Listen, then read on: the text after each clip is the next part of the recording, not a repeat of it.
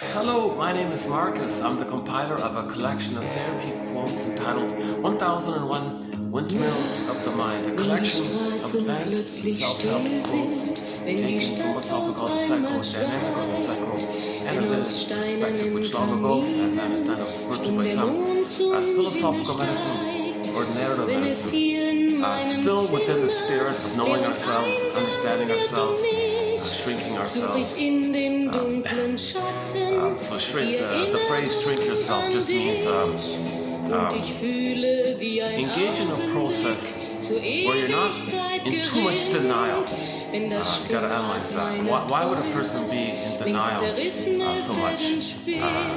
Well, that's the baby's attempt to not perceive the pain, not know the pain. The baby can't know his mother's failing him. Baby can't know he's being betrayed.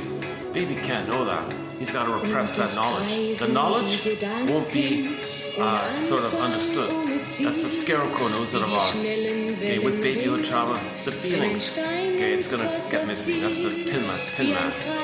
And the scarecrow and the tin man sort of being like that means the person's gonna feel kind of disembodied. That's the cowardly lion off in another corner. It's kind of fragmented like that. So knowledge, the scarecrow, okay, in one place, loss of the emotional life in another place. And notice there's no link between the two. They're kind of fragmented like that.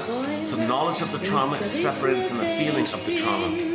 And then the disembodiment is sort of the byproduct of it all. Dorothy, the image of Dorothy or the symbol of Dorothy, okay, so it's a fairy tale, it's all symbols. So Dorothy is sort of like a personification or a symbolization of the innate drive for healing, to line up mind, heart, body, get it lined up again, and now know what we couldn't know back then, so we can feel what we couldn't have felt back then. We get back our embodiment. You got to line up like that. Okay, so the child copes with trauma by splitting things up: soul fragmentation, denial, disassociation, disavows, projects, makes it onto others, has various extra efforts to repress. So he might coax others to play the role about himself he doesn't want to know. He might engage in scapegoating where he thinks it can go away somehow, but it's still there within. The child engages in a kind of constant struggle with the mother. He might show up the mother by treating others the way he was treated. He might still have the hope for mother by looking for symbols of mother. He's just going to repeat what happens, hoping to change the past, undo the past, correct the past, all while in a hypnotic swoon. Every time he repeats it, it's like a hypnotism, this great song you're hearing, it's so nice to hear this song. What you're hearing is our theme song.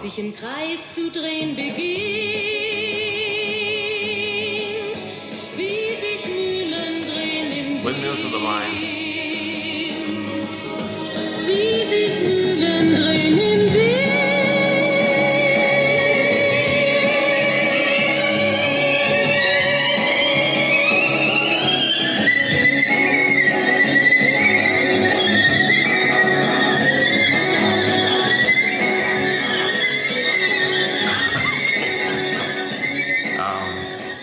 So that's our theme song. Katja Epstein's German cover of this song, Windmills of the Mind. A very good English rendition is the one done by Barbara Lewis. That's my favorite English rendition of the song, Barbara Lewis. I'd love to play it sometimes, but due to the copyright, it always gets trimmed out. That's pretty much it. Hundreds of people, hundreds and hundreds, possibly thousands of musicians have tried to cover this song. It seems to be a very difficult song to sing really well. Katja Epstein, she gets it with that one. Back in '69, that cover there. The next close number 2 would be, I think, Barbara Lewis. And that's pretty much it. All the other covers are barely tolerable. I mean, a third place might be like a distant, like way distant third place. I think might be Jose Feliciano's cover of it. Jose Feliciano. That's tolerable. That's okay. That's really it. I've looked around and, the one there's in different languages cover it. That song is so hard to sing. I think the Kermit the Frog even covered it better than most people. If you look up Kermit the Frog, he sings the song in a sort of a frivolous kind of fun kind of way. But if you want like a 2-minute condensed version of the song, check out Kermit the Frog. But this one here by Ketja Epstein is really great. And then Barbalus would be number 2, I think. And this Encyclopedia of Insights is named after this song here. So, so these are operations of the mind, whims of the mind. It refers to numerous. Things. First of all, when the baby is traumatized, he does things in the mind, like maneuvers of the mind, operations of the mind, mechanisms of the mind. So things are moving around. So so let's pick a windmill, kind of things turn around a little bit. Things are moving around. You know, actually we can say it's repressing because it might be pushing it down, right? And then the repetitive quality, well, that's repetition compulsion as well. So there's a lot going on with this idea. Yeah, okay. This is going to be a shorter video. I'm not really refreshed today. I just came off a few marathons yesterday and the day before, so I'm kind of like, this will be a lighter load. It's a little bit later in the afternoon here. The topic, the load is light today. So we're just going to focus on one topic here. Just going to add a couple of quotes to our thread on narcissism. So we have 62 threads on the go, like 62 chapters or e-booklets, one of them being the popular topic of narcissism. So we'll just add a couple of quotes from a self-help author. So yeah, Mr. Reztech here. Don't really know much about this guy. So we'll post his thoughts on narcissism. It's kind of familiar, but so we'll just add a couple here. So we'll get to that in a minute. So let's just finish up the image of the Wizard of Oz story, right? So just a portion of the metaphors that. Oh,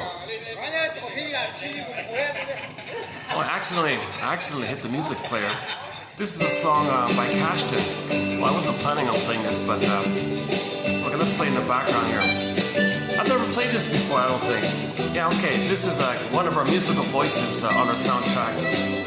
Is the band Cashton. We've got 4 of their songs. This is one of them here.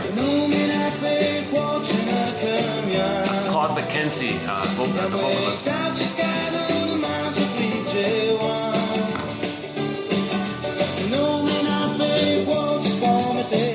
Oh.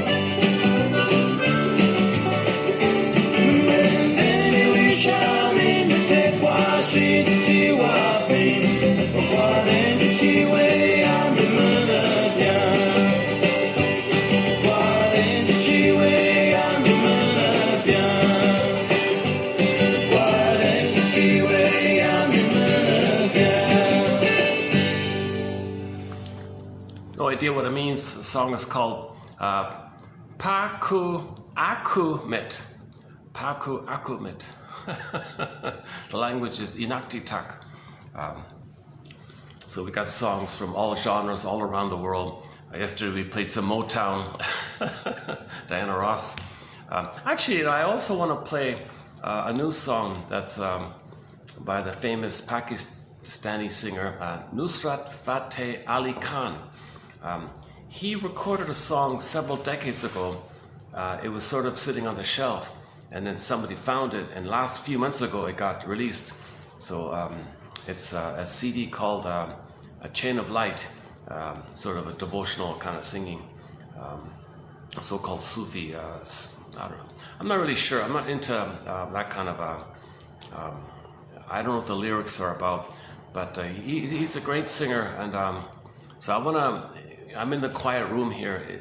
I think you got to hear that song without too many background noise. I tried to play in the park yesterday, but you can hear background noises kind of thing. So let's try that. It's a 10-minute song, so we'll play that later, a little bit later on, or just look it up on YouTube, right?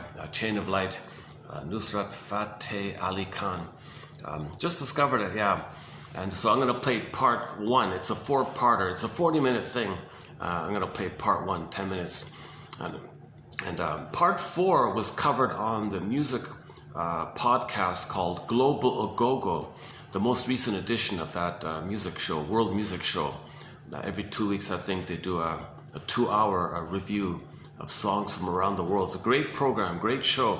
I think it's one of the best audio podcasts on world music, Global Agogo. And the host, he talked about it a fair bit. And he played part 4, which is great as well. So I'll play part 1 later on. Chain of Light, like links of light.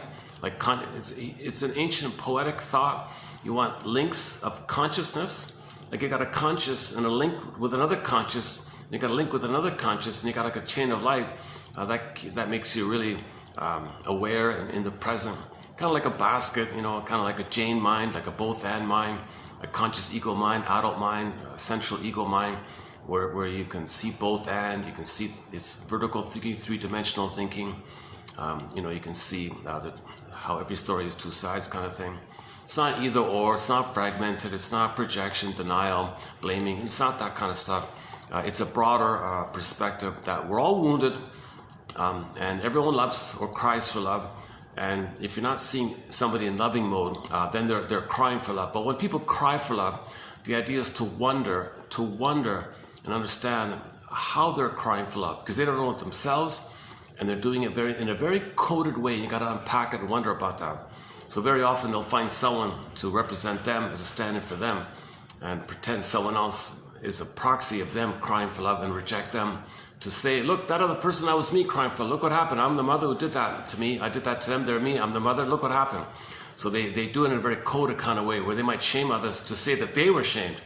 That's their way to communicate what happened to them. That's their kind of way to communicate their cry for love. They want empathy and understanding. Look what happened to me, that kind of thing.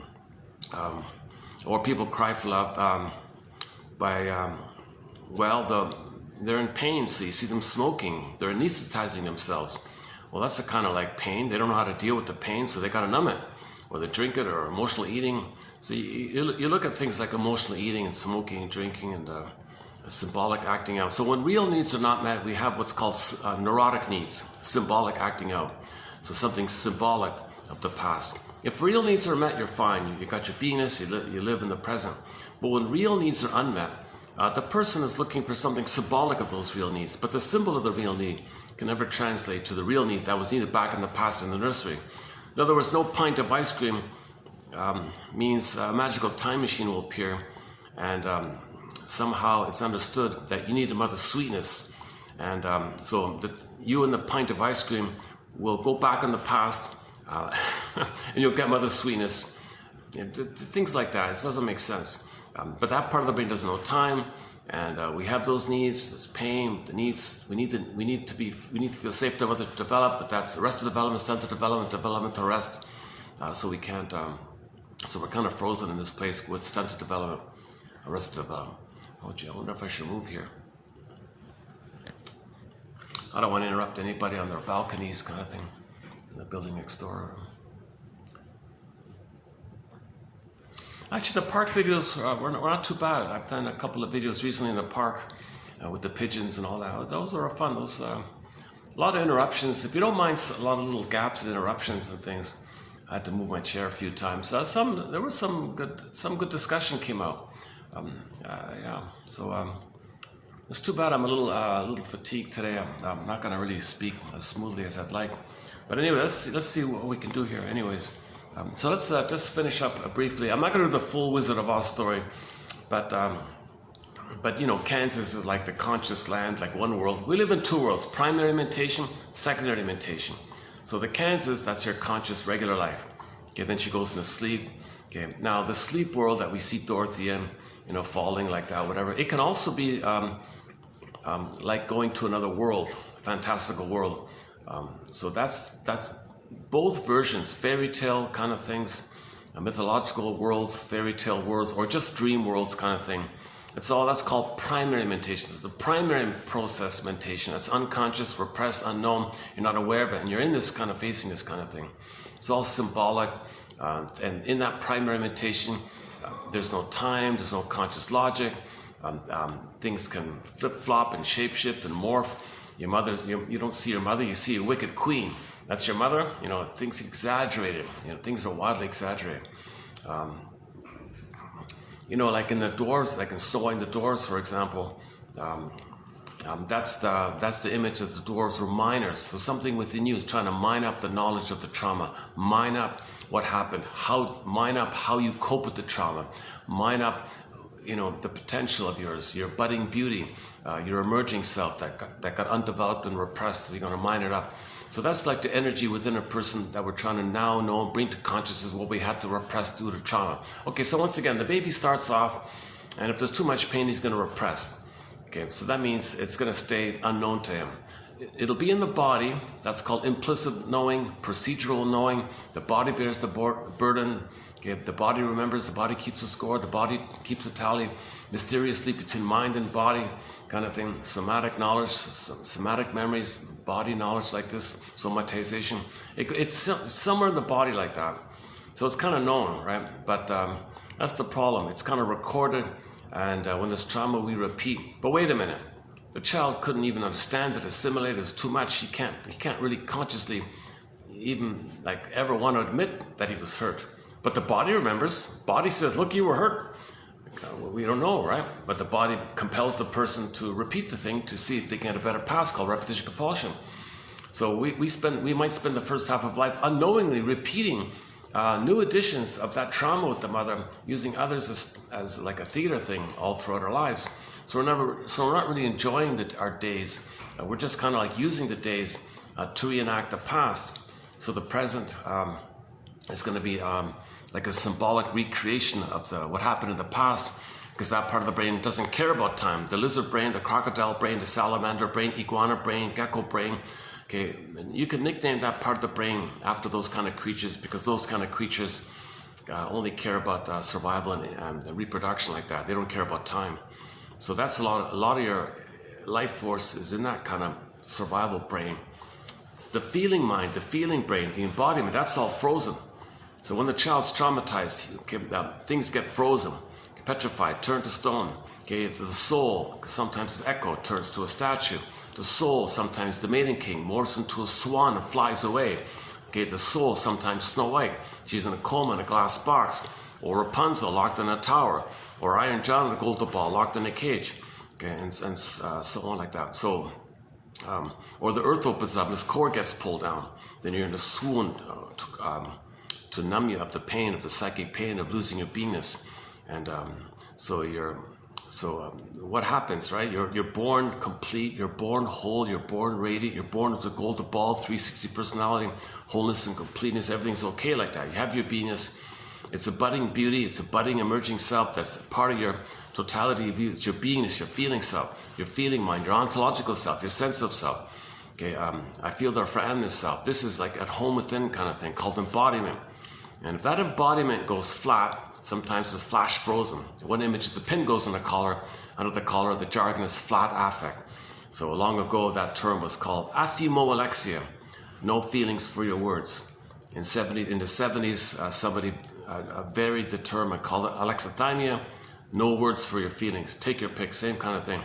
So we live to the extent that we have this beingness quality, the serene, inexhaustible fullness of beingness. You see, you need your beingness to love, of gratitude, to live and to love and affection, and to feel present, to feel comfortable with Him, to have your home with Him.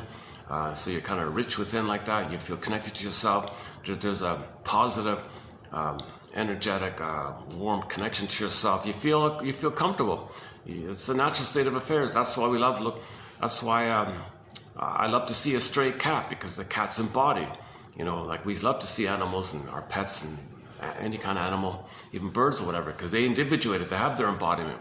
They're kind of comfortable like that, right?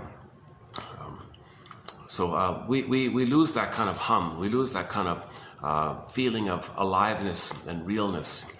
So like the Velveteen Rabbit. So we were born feeling like a real rabbit kind of thing, emotionally speaking.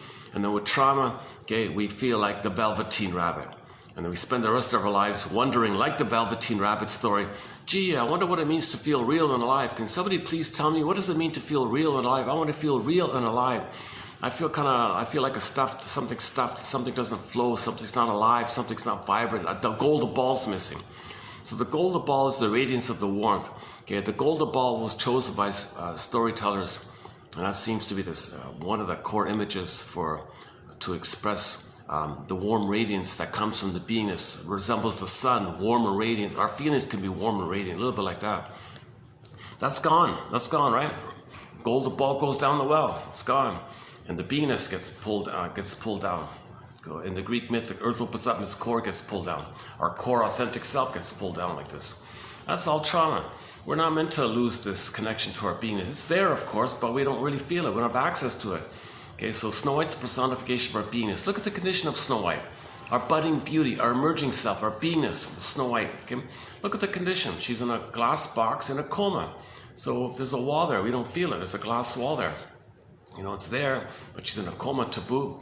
So we feel like, geez, you know, we live to the extent that we have this wholeness, this beingness quality. Kirsten Wilson says, yeah, if you don't have that embodiment, if you don't have that feeling of being embodied, if you're disembodied, okay, then you're not making sense, because number one, you don't have your sense of self.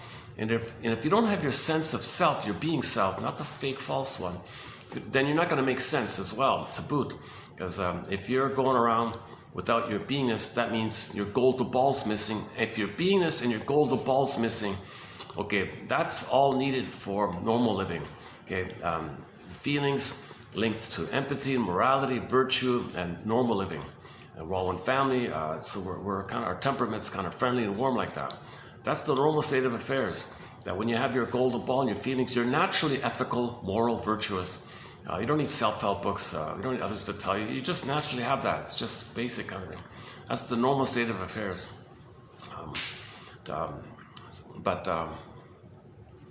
So that's what, then you make sense when you have your sense of self. But if you lose that sense of self, it gets frozen.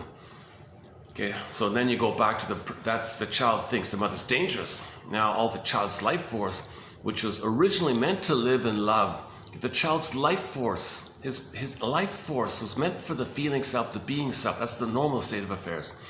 It's meant to develop. So when the child wanted it to develop as a part of him, to be with him, he needs what's called a secure attachment style. So the child reaches up, mother, are you there?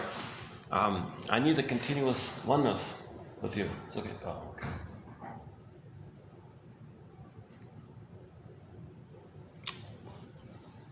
Oh, the guard just checking something out.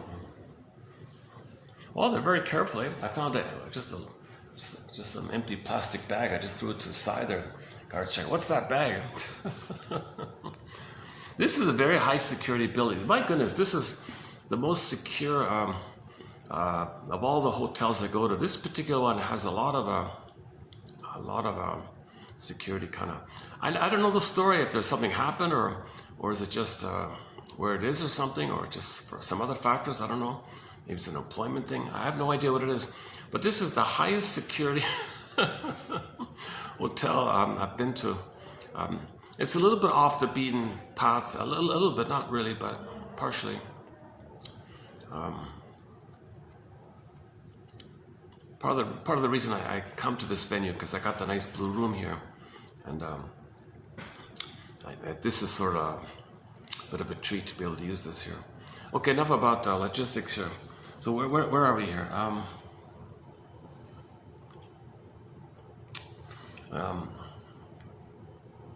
So we were talking about Kirsten Wilson, right? If you're not in your body, you're not making sense. Oh, speaking of cats, yeah, there's 2 stray cats, or possibly just home cats. I don't know if you can see them. They're big. Oh, they're monster cats. Eh? Look at these big cats. Eh? You probably can't see them. They're sort of one's behind the bushes. There's a white and beige one. There he goes.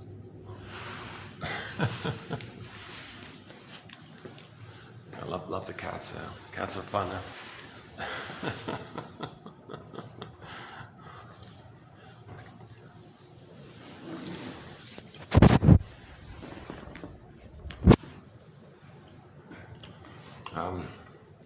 I'm tempted to play that speech. It's a 10-minute speech called "Ooh, My Soul" by Kirsten Wilson. I've played it a few times before, but one of the key lines in there is, if you're not in your body, you're not making sense. Literally, and it's disembodied discourse that causes all these problems out there, because you're not making sense with disembodied discourse. Because if you're disembodied in your discourse and your doings, you're not making sense, because what's happening is you're just repeating your childhood past into the present with everybody else, and others are doing the same thing. And what's everyone doing in that case? Well, they're looking for a better outcome from their mother in the past. So they don't know how to do it. So they just cry for love all over again and get rejected all over again. And now sometimes they use proxies to play them, standing in for them, crying for love, and they reject them because they made the Faustian deal and become the rejecter. So not making sense like that. Nobody in the present is you in the nursery, and then you shamed them the way your mother shamed you, and then flip-flopped after you shamed your soul, because you want to keep it repressed. When something's repressed, it's projected. So when you project it, you keep it repressed. So when it's projected, okay, you reject others playing you, that repressed the knowledge that you were shamed by the mother, because you become the shaming mother. And to be loyal to your mother, to mirror your mother, you got to shame yourself to please your mother. Now, when you shame yourself, it's gonna be, you need someone else to play you, to treat badly the way your mother treated you badly, and that's needed to not be aware that your mother treated you badly, and you're going to make the Faustian deal and treat yourself badly to please your mother. So you're treating yourself badly to please your mother, but to put it bluntly, because the mother wants to be mirrored and seen. Okay, mother, I'm going to mirror you.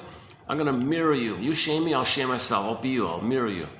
Now, as he can't know this, so he's got to find a proxy to play him.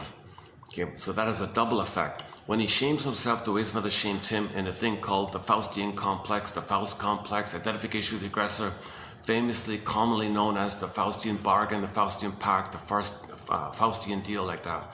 That's a drastic, sad thing the child has to do, where he's going to forget about himself, repress himself, project himself onto others, act like the mother, and when others play him, okay, he thinks others are him and he's the mother. So when he replays the thing, the proxy's playing him. He's the mother who shames him. See, mother, are you happy? You shame me, I shame this proxy playing me, and I repress the knowledge that you shame me, and I shame myself, I project myself onto the other person, and I'm doing both. I'm loyal to you, I make myself unaware that you shame me, so I shame myself.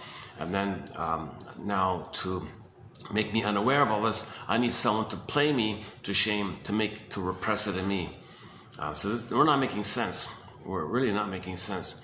The only quote-unquote positive intention, if we can call it that, is that the person, when he repeats his trauma later on, he's meant to make the inference that what he's doing is symbolic of what happened in the past. If he can get knowledge, memory, and feeling of the past, he'll stop repeating. We repeat because we don't remember. The child can't know it. So we repeat to try to know. We're experimenting with knowledge. Experimental knowledge, experimental recollection, experimental feeling. We're trying to feel, we're trying to bring it up. So when you repeat, you're supposed to interpret, you're supposed to shrink yourself, analyze yourself, make some kind of inferences. Gee, what's happening here? Is this some kind of reflection of the inner state, as above, so below? Is what I'm doing in the present some kind of symbolic reflection of what occurred to me, that I remembered in my mind, as above, so below, is my behavior in the present some kind of reflection of my inner state. So you can kind of make the inference that what you remembered, you recreate in the present to try to remember, to know the traumatic script. Then you can shine a light on it, unpick the threads of traumatic script, use those threads to even a healthier script. Okay, so this is also known as a lasso of truth, or fishing, bring up the knowledge, or pull up the rampions, the radishes, or the miners, bring up the knowledge, or sometimes you need night vision, night goggles to see what's going on and bring it to the consciousness, make the unconscious conscious. So the spirit of the duck can walk on land, swim in water, fly in the air. We've got to live in these two kind of worlds like this. So you got to embrace the duck spirit in that sense. Okay, so yeah, so we're not making sense. The reason we're not making sense is because we don't have our beingness. We only make sense when we come from our beingness. So the two primary identities is we all begin off with the narcissism, thinking we're kings and gods, is all about us, we're the center. Okay, today's topic, narcissism. Now that mainly dissipates when we get the beingness. But if the beingness doesn't get a chance to be there, if the beingness has to freeze up, then we're still stuck with the narcissism. That's why we're not making sense. People with narcissism, okay, embedded in whichever sting of personality pattern that takes place when trauma takes place before 18 months, a variety of sting of personality patterns, a variety of narcissistic patterns, bully pattern, Iago pattern, low functioning BPD pattern, and a few other kind of sting of personality patterns. Okay, embedded in all those sting of personality patterns is going to be the narcissistic component, because that's their identity. Okay, one sec. Maybe I can, yeah, hold on a sec.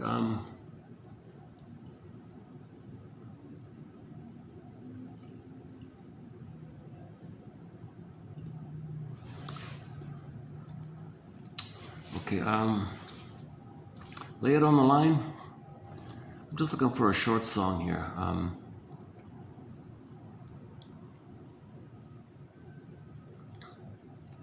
Jane, it must be something psychological. Farron, Brian Andre, or maybe we can play that Ain't Life a Brook.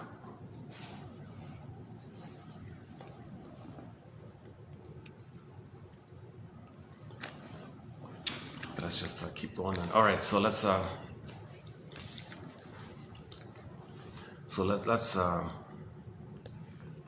yeah, no, on second thought, let's play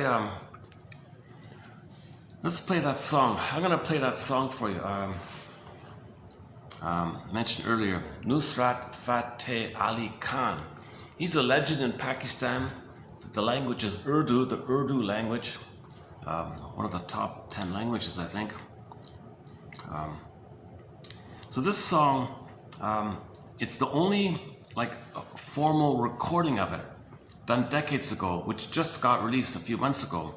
Now there are concert versions of it, but the quality isn't, they're older concert versions from old VHSs and things. So it's hard to get a really good, clear copy. So that's why everyone's kind of excited about the release of this song here. And so it's 10.5 minutes long, part one. I'll just play the part one part, if I can find it. Jesus, what happened here? Oh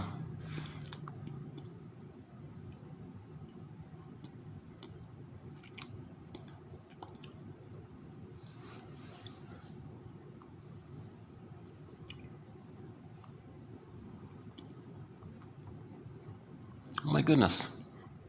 Hey, what happened here? Sometimes, here we go. Yeah, okay.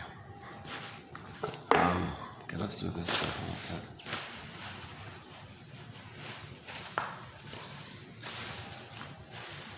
I gotta prop it up on something here. Let's try this. Is that gonna work? Okay, let's see if we get a good audio of it. Okay, I'll see in about 10 minutes. Yeah, so I can't really give you much of a visual here. Well, unless maybe I can get a bag.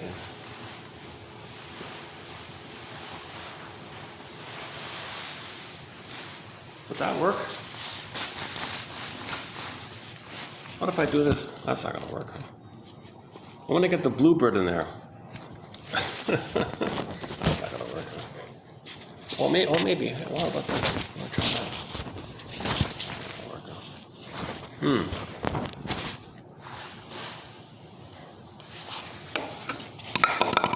Try that. What about that? That's not gonna work, huh? Be nice to get just a nice picture with it. Will that work? Sort of, more or less. The blue bird of happiness is within, says Shirley Temple. The blue jay of happiness. Okay, let's give that a try. Okay, I'll see you in 10 minutes.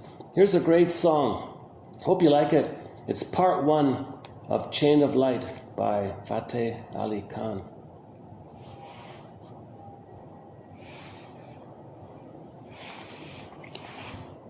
Oh, I gotta. Oh, sorry. I gotta. Okay, here we go. Let's try again. Here we go. Let's begin.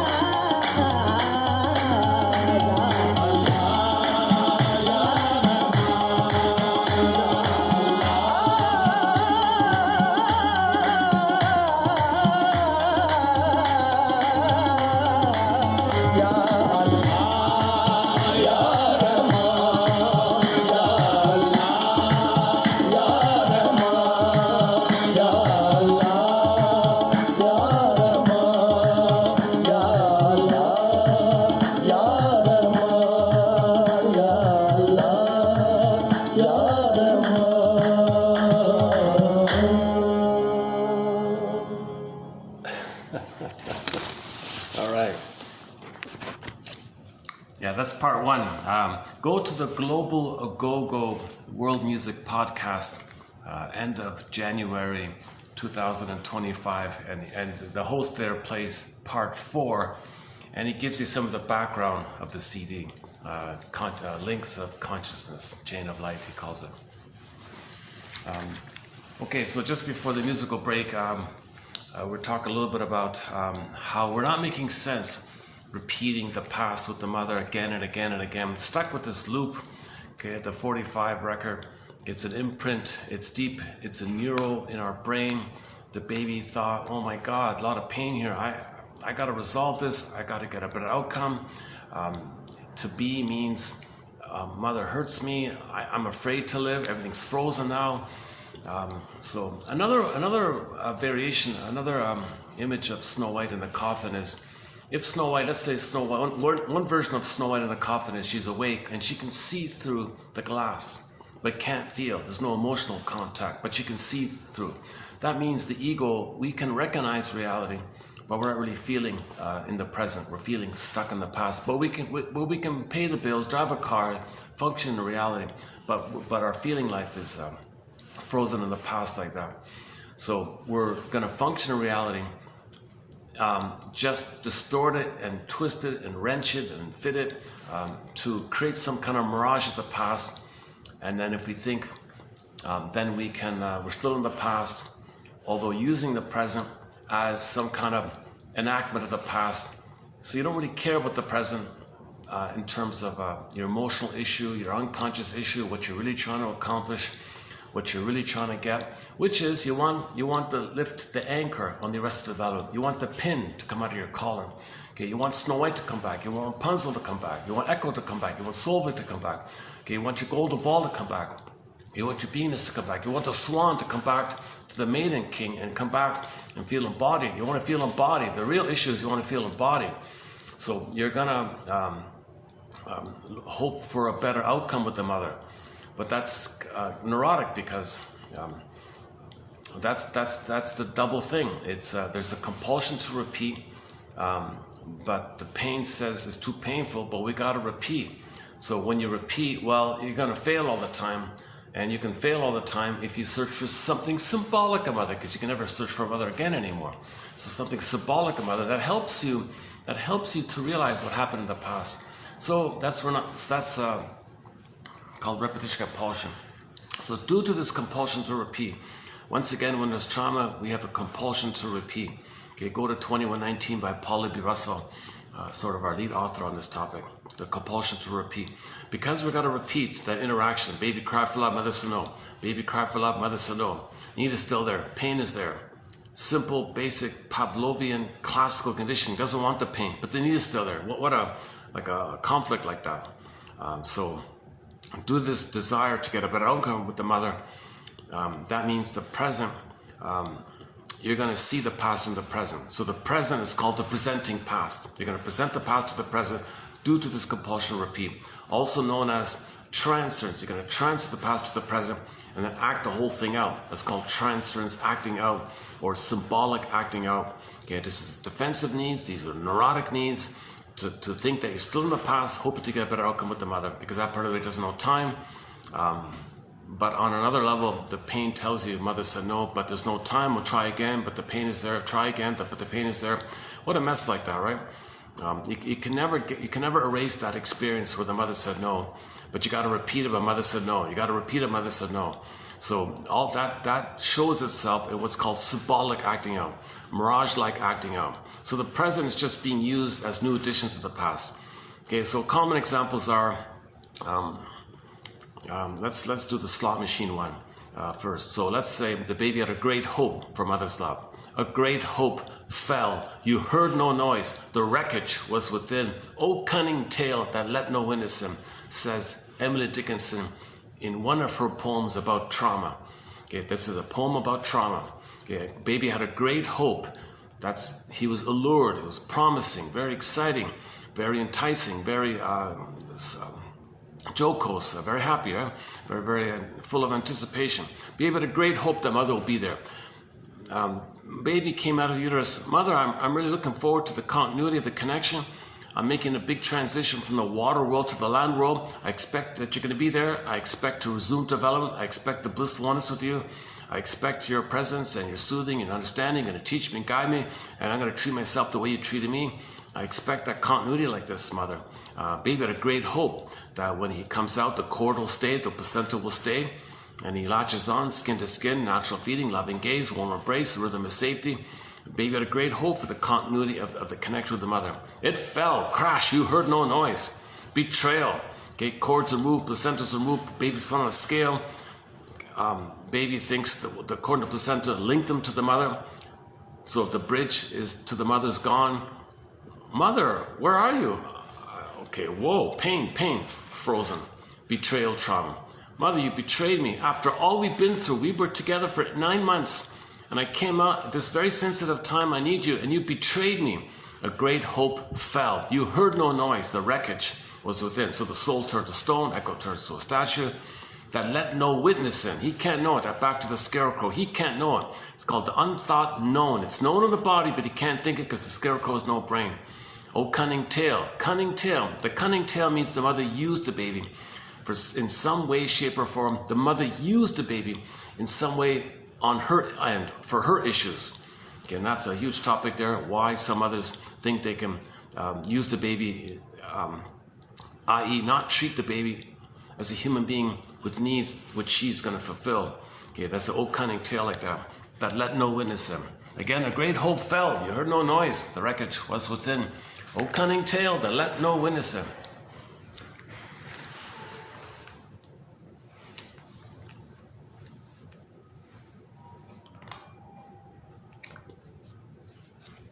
Hang on. We were just talking, oh boy, I'm really absent-minded today. I shouldn't have, it's funny, I wasn't going to do a video today. It's just, let me take a day off kind of thing. But I thought, what the hell, it's a light load of quotes, maybe I can squeeze them. Because I got a huge backlog. I want to catch up. At the same time, I don't want to sacrifice the quality of the videos too much just because of my eagerness, So however my delivery comes across in any video, someday I have good videos, some days I'm choppy, like today's one of those ones. The quotes are posted below. On average we post 10, and the idea is to pick one and use it as a springboard to free associate with. For more on that point, can I refer you to the last video on the mission, your mission statement, how that works. Robert Bly's advice. Okay, so we're currently talking about repetition compulsion. Oh yeah, repetition compulsion. So the baby's traumatized, betrayal trauma. Okay, that's a betrayal trauma. It's a birth trauma. It's a shock trauma, you know. And then that's going to affect the relationship with the mother. Now the child's not going to be seen and soothed and understood and recognized. Mother won't have empathy. Mother won't have consideration, understanding, the safety, the tenderness, the warmth, the sweetness. The baby needs to feel safe to grow and be himself. Everything's frozen. So now you got a relational trauma, interpersonal trauma, interaction trauma, you know, called a strain or ambient trauma, constant strain, misattunement, malattunement. There's no like rapport. The rhythm of safety is gone. That's over on top the underlying shock trauma of the betrayal trauma, where the cords are moved and he froze up. So he's got two kind of traumas telescoped in: the shock trauma at birth and the relational trauma that kind of fuses in. So he's got two traumas he's dealing with. So he's doubly frozen like that. Okay, the shock event froze him up, and the constant, painful, misattuned, frustrating relationship with the mother, where the mother doesn't mirror the child. Okay, back to Snow White. When the kid comes on the scene, he expects, or she expects, to be mirrored. But where's the mother? She's stuck in her mirror with her mother, where she says she wasn't seen by her mother, leaving her stuck, trapped in the mirror, where she wasn't seen. And as an outcome of that, called narcissism. So it's all about her. She's the center. Mirror, mirror on the wall, the mother says, who's the greatest of the all? Who's it all about? Who's entitled? Who's the center? Who's center stage? Okay, who? Everything's got to be about me, right? Mirror, mirror, right? So the mother's trapped in her mirror, where she only sees herself, and she never got enough love to separate from that mirror, because she's looking in the mirror, waiting for her mother to appear, to see her, so she can see herself reflected by her, then she can differentiate from the mother. That never took place, so she's trapped in the mirror, waiting, like Narcissus in the pool of water, same thing. So the mother is like Narcissus in the pool of water. So she can't mirror the child, she can't see the child. In fact, the reason there's so much envy and hate in Snow White is because the child comes on the scene, and the child's supposed to be loved by the mother. But what? It's all about me. I can't make it about the daughter. Daughter, you got to be kidding. I hate this idea. I'm supposed to give up when I never got it myself. It's supposed to be all about me. I'm the center. I'm the star. It's all about me. Mirror, mirror on the wall. I can't do this. This is very annoying. Now she's got filled with hate like this. She doesn't want to lose that status, that tenuous status, which is all about her. So the kid comes on the scene, has some kind of needs.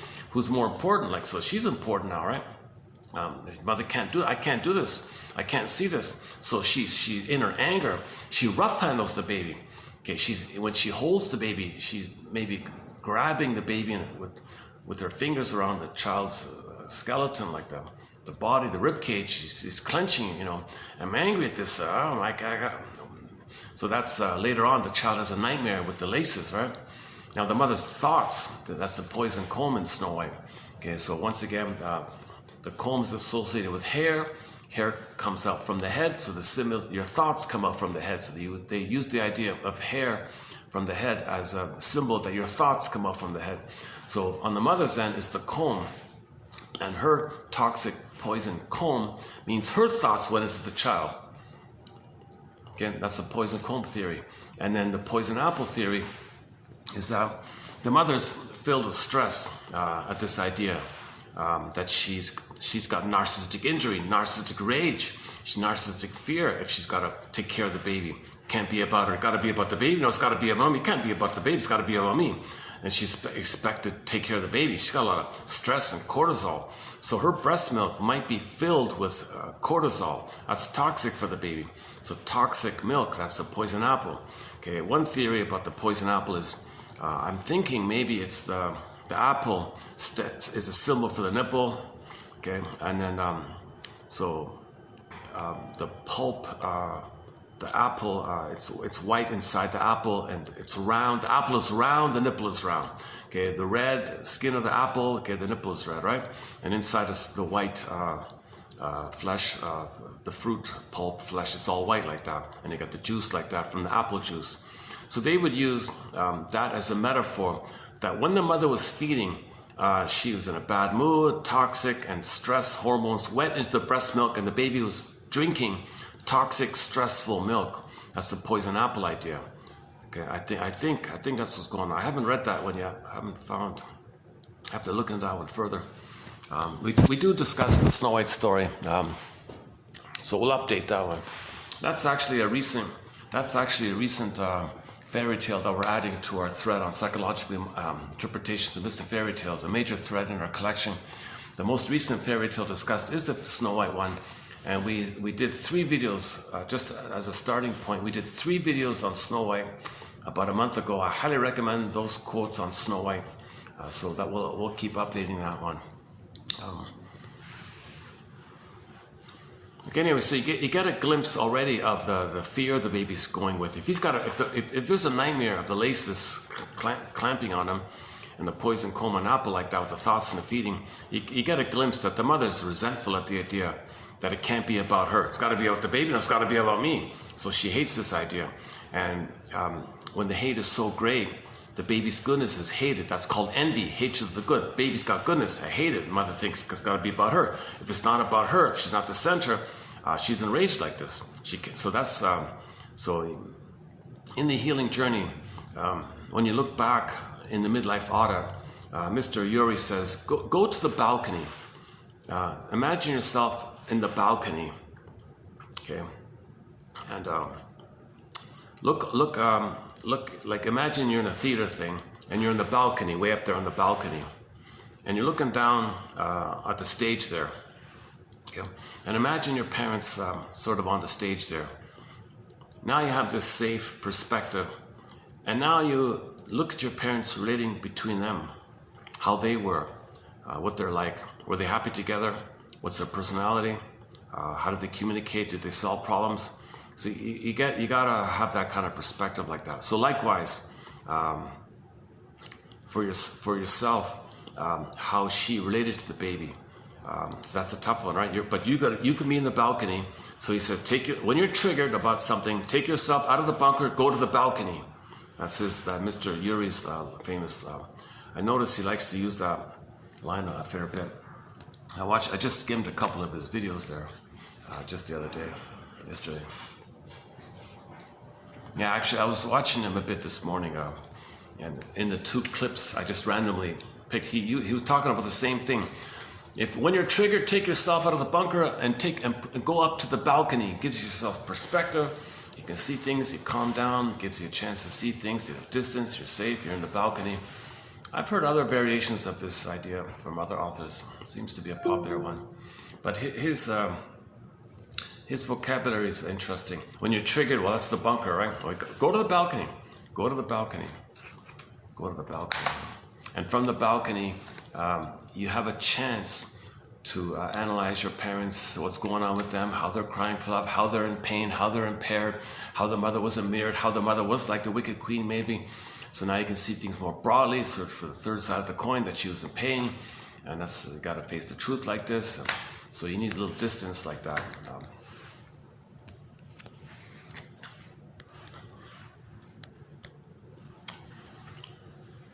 Oh boy, yeah, I've done some good videos lately. This is part of me is tempted to just close this video and start fresh tomorrow, kind of thing.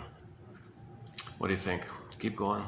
How are we doing here?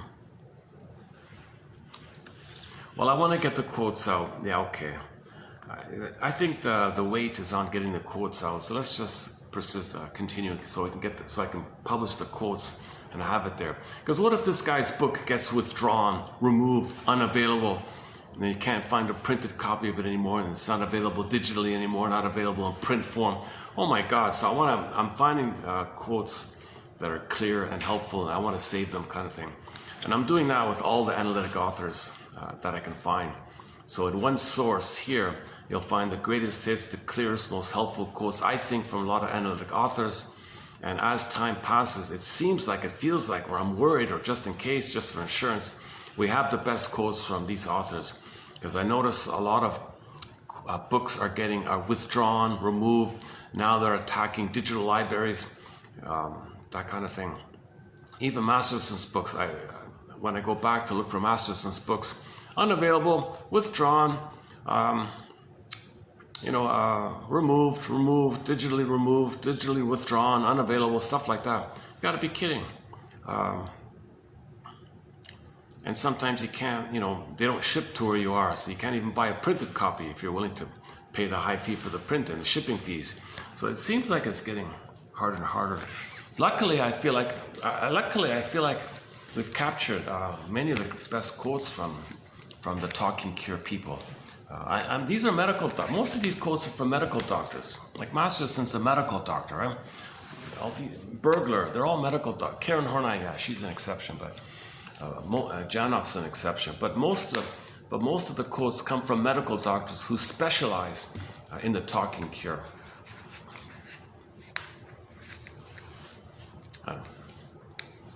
I.e., help you to mourn, help you to individuate, help you to mature, then you're healed. If you're stuck in infantile mode and you're in infantile rage, infantile fury, all that stress rebounds on your body, then it goes out sideways, called prejudice, rebounds inwardly, it's hurting your body. Okay, your rebounding aggression towards your mother can go in. Okay, that's so your rage at the mother bounces in, that's rebounding aggression, that hurts your body, psychosomatic symptoms, somatization. Okay, then it goes sideways out, that's called prejudice, so you look for excuses to find someone to play you. You're the shaming mother, shame yourself. Flip-flop, the one you just shamed is your mother. Now you open the door and let the howling man, then you hate the one you just shamed. Oh, jeez. Oh, this is awkward. Okay, let me make an adjustment here. There's people right just in front of me on the balcony. I don't want to. Over here. Okay, let's just sit here for a while. I guess things change. I don't know what these units are. Are they like Airbnbs or something?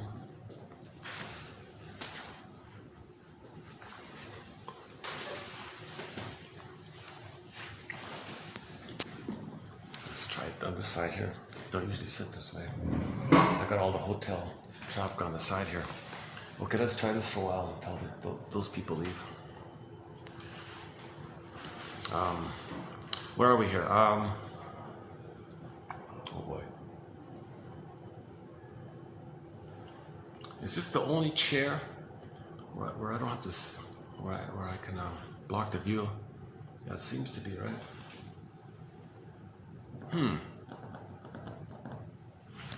Let me think for a second.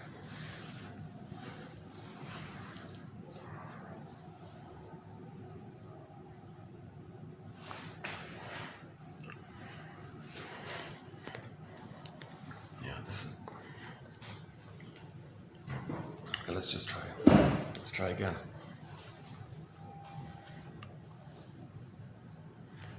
Okay, we'll pick up on the balcony one. That's a new one. Just found it from Mr. Yuri there, but the balcony. At the end of yesterday's video, I was thinking about that. You're in the balcony, you see your parents on the stage. Were they happy? Get the truth. You got to get the story of your parents if you're going to heal. If you don't know the story of your parents, it's hard to mourn and heal because you got to get the story to help move towards mourning. The mourning is the firebird in the feelings. The pin pops out, you feel again, you're good when you get your beingness via the mourning. All of the joy for which you pray is 100 tears away. So sadness has to get to the console, Inside Out 2, reference here, the Disney film Inside Out 2. Then joy can run the console.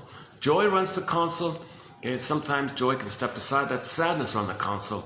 And then you admit the loss, but you see, you have a beingness to do so. If you don't have the beingness, you can't admit losses. That's complicated grief, aggravated grief, the derailment of the grief process, pathologic nostalgia, melancholy. You can't mourn losses because it feels like you're losing yourself if you are the mother. And you lose the other, the mother, and you're mother other, you lose yourself. You can't do it, complicated grief. So you need knowledge and safety to be able to get your feelings back.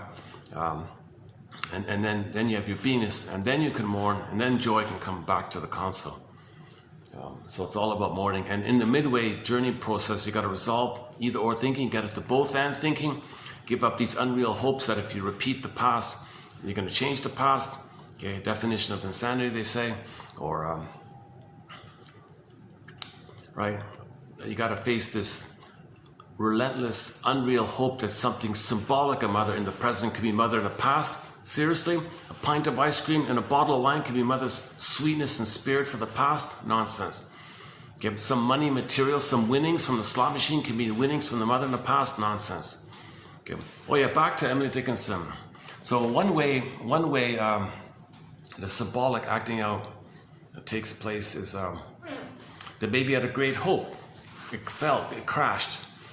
How do you repeat that? How do you symbolically repeat that?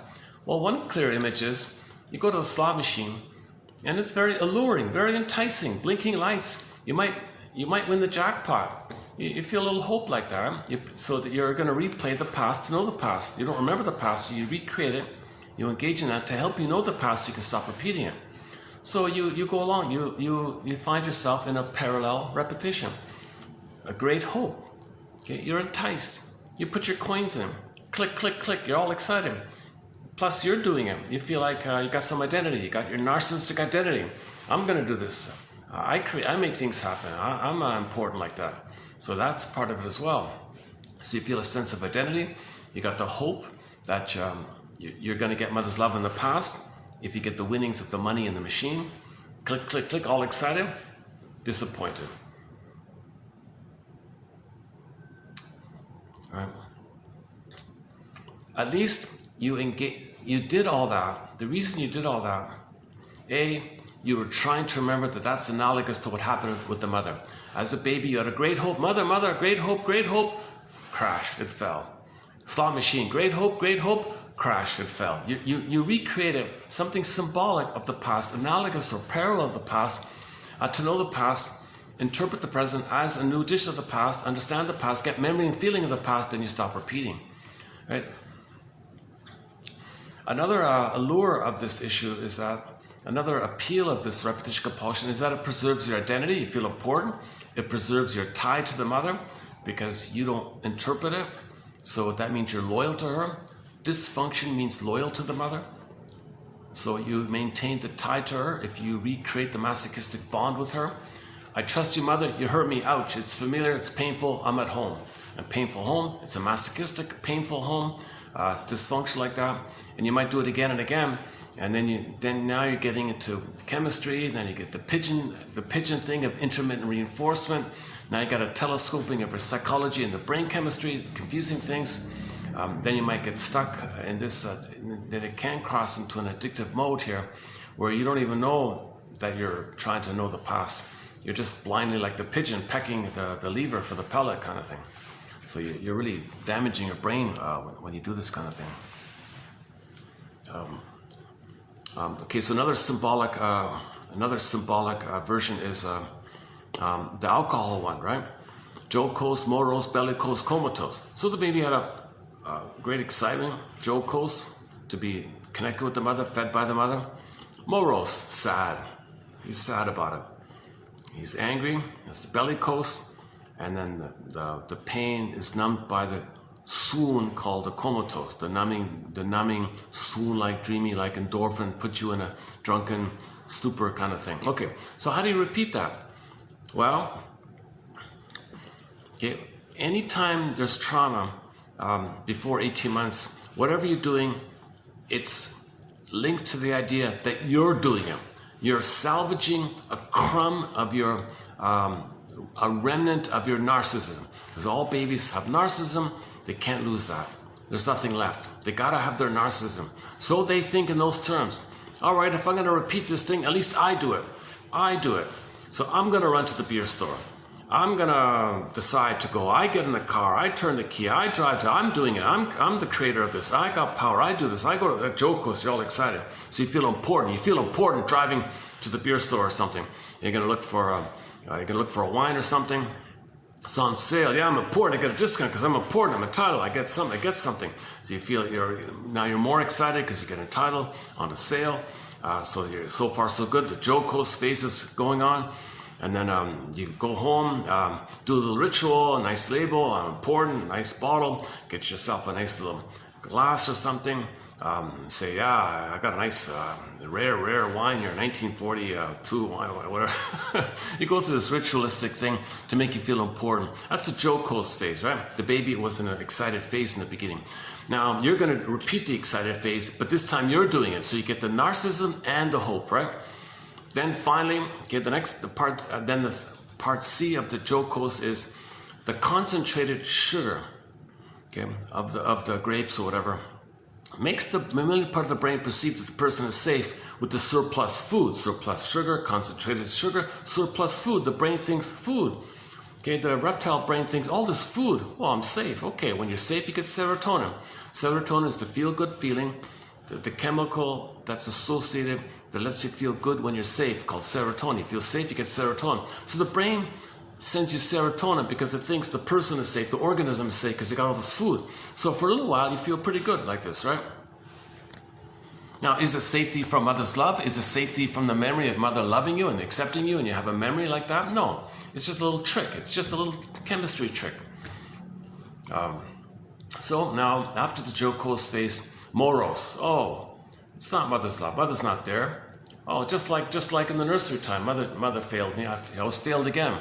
Oh, I'm sad. So now after the initial enthusiasm, you feel sad. Jocose, morose, and then there might be the bellicose. That's the guy at the bar throwing things or shouting or something. He's all rude like that, very angry.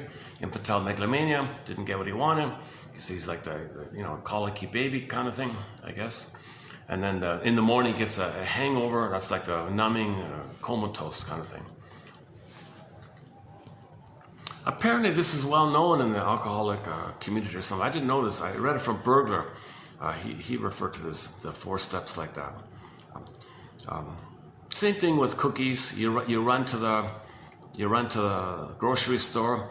Oh, your favorite brand of ice cream is on sale. Oh, good, it's on sale. You bring home the pint of ice cream. Same kind of thing. Is it mother's comfort? Is it her sweetness? Is it her soothing? No, you're disappointed again.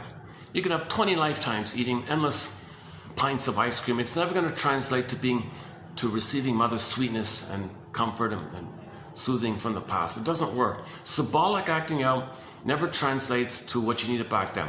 It's an infinite, insatiable, greed-like, avarice-like thing you're doing to repeat the trauma, because that's what happens with this trauma. You repeat, but you can only repeat symbolically.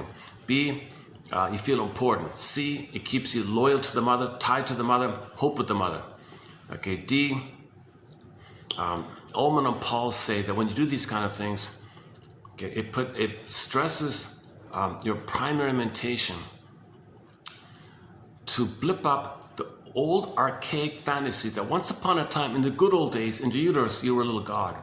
If you can blip up those old fantasies that you don't remember where you felt bliss like a blissed out little god in the uterus, and you can blip up those fantasies. From those fantasies blipping up by the chemistry stimulates your thoughts, your primary mentation, like you're going back like that. You take refuge in those old times, good old days. And when you have those old fantasies coming up, from those fantasies that your little god, you get serotonin. They think it's kind of like that. Physiology, fantasies, physiology. It's not just physiology to physiology. It's physiology to psychology and then the physiology. They think like that. So for more on that point, check out Ullman and Paul's book called A Narcissus in Wonderland. Oh yeah, Narcissus. Okay, we'll get there, yeah. So we're not making sense, in other words. Kirsten Wilson says we're not making sense. If you're not in your body, you're not making sense, literally. Okay, you're doing all this symbolic chasing for mother, or you want to show up the mother. You want to expose the mother. You want to tell the world what your mother did to you. So you find proxies to play you and tell the world, look world, that innocent person, I was innocent once. I'm going to let them they're going to cry, they're going to want to be treated nicely. Well, I wanted to be treated nicely. No, I'm going to say bad, I'm going to make insulting jokes about them. So I'm going to have a belittling attitude towards them or dark humor towards them, whatever. Well, that's what my mother did to me. See, world, that's what happened to me. I'm exposing my mother. I'm showing her up. I'm in protest mode. An injustice took place. Okay, now, really, seriously, you think somehow a magical time machine will magically poof and appear. You hop in the time machine, takes you back to the nursery. Your mother says, okay, I saw what you did in the future. I feel badly that I did like that. Okay, so that's why I invented a time machine, so I can correct my mistake, and I'll do it right this time. Okay, come on. Okay. So we have these kind of fantasies to undo the past kind of thing.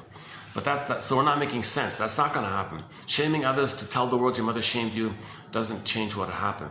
It happened, right? The only way out of these traumatic, cursed memories is mourning. Mourning is engaged in with consciousness. Consciousness means you got to find the proper, complete, as complete as you can, full story of your parents.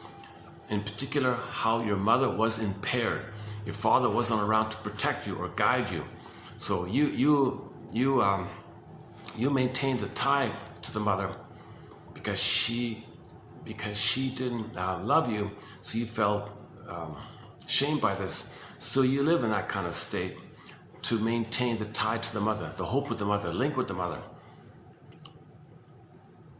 We had a quote from Hirsch about a month ago. The guy was doing a dysfunctional thing, and the line was, well, that's his reflection of himself, how he saw himself reflected in his mother's eyes when he couldn't meet his mother's needs. Whoa. Mother, you see me like that? Okay, I'll be like that. That's the tie to you. It's a masochistic tie to the mother. So he doesn't know how to be himself if you've not got mother's love. So he's just loyal to how she saw him. She saw him in a rejected way. He lives in a dysfunctional way to maintain the tie, and he's waiting, hoping that one day mother will be healed and invent the time machine and change the past. Doesn't make sense.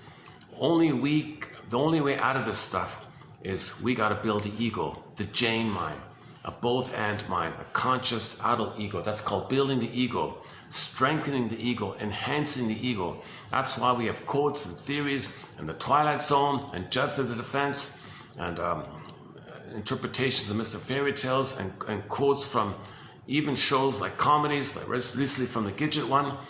So psychologically minded quotes from film and TV shows we have here in our collection. Okay, and then interpretive literature, Goethe and Ibsen, Faust and Peer Gynt. You have these stories about narcissism, stories, self-reflection stories. Ancient philosophers, myths and fairy tales are a huge one. Myths and fairy tales are psychology, or code for psychology. Metaphors for psychological trauma. Myths and fairy tales are metaphors for psychological trauma, right? Splitting, repression, primary imitation. So that's an attempt to now know, build a nest, build the ego, now know, contain, hold, now know, now you can know. If you can now know, the system feels, oh, he's willing to process, assimilate, and accept, and digest, and accept, and fully accept, because he can now know. Then nature does the rest. The image is the firebird, the phoenix flies up. You hop in the back of the phoenix and you ride the firebird, then you get your feelings back, you're embodied again. But we don't control that kind of thing. Okay? All we can do is communicate to ourselves that we're willing to get our feelings back. And we do that by looking for the third side of the coin. Okay? Basically, the core idea is to look for the third side of the coin. I didn't know this, but Mr. Urey has a book called The Third Side. I didn't know that. I just saw it this morning. He's got a book called The Third Side. I mean, look for the third side of the coin. He abbreviates it, called look for the third side of the... maybe didn't want to use coin for some reason, I don't know. But it was taken, yeah. Route 66 took it already, right? Look for the third side of the coin. Actually, I think that's an ancient idea. That's a very ancient idea. Look for the third side of the coin. Every coin is two sides, right?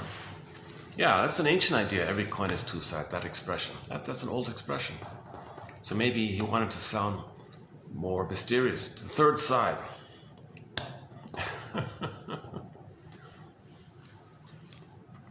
See, you can't heal with either or thinking, adversarial thinking, jungle slogan thinking, my greedy, your greedy thinking. You don't heal like that. You don't heal when you're still thinking like a traumatized baby fighting for your life with the mother who's hurting you. And you think it's a jungle with the mother, get the babies in a nursing battle with the mother. What's with the rough handling with the laces? What's with your bad attitude towards me? It's the poison comb. What's with the toxic milk and with the poison apple? What's with all this? He thinks he's a goner. Burglar adds to this idea called the baby fears. With the rough handling, baby thinks he might be torn apart or something. He exaggerates things. You know, the baby, he exaggerates. He's helpless. He's tiny. He's vulnerable. Mother's like the giantess in the nursery, this big, powerful giant. He's a helpless little baby from this perspective. He's got no power like this. Mother does it wrong. Things are exaggerated for the baby. Things are wildly exaggerated for the baby. So if the mother's rude in handling the baby, he thinks he's being like the laces, or he's... If the mother feeds and doesn't hold the baby properly and the baby's being smothered or something, he might think he might have an oxygen issue. He might think he's being smothered or something, you know, or what is it again? If the mother's like too impinging with the force feeding and the scheduled feeding, he feels he's being attacked, right? He feels like that, like he's in a survival kind of thing. What's the other one? Let's look that one up. So that's the imprint. The baby thinks that's the prototype of himself in the world. Once again, the world, the mother is the world for the baby. So his understanding of the world is laid down in the prototype with the mother. So if he's in a life and death battle with persecutory anxiety, he thinks he's going to be a goner. He's terrorized like this. Then he generalizes it. He thinks the world's not a friendly place. It's always a battle. Now he lives with jungle slogans.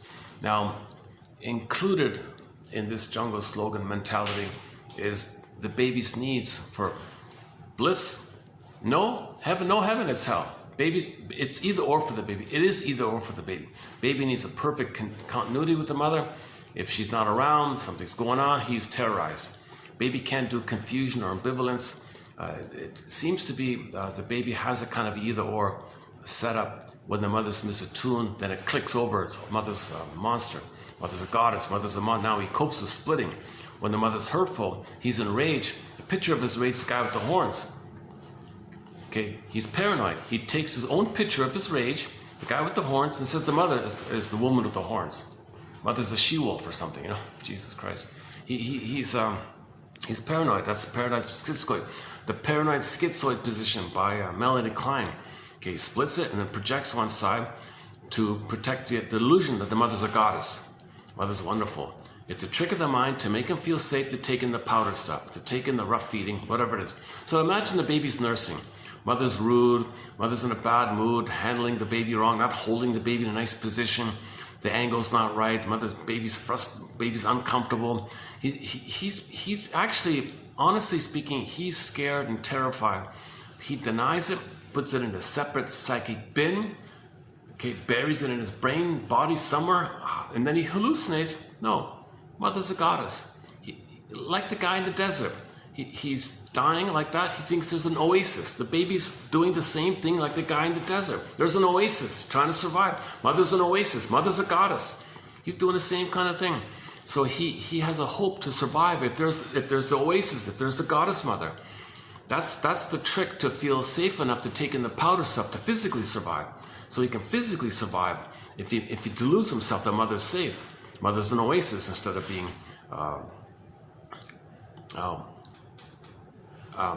possessing the attributes of the picture of his rage.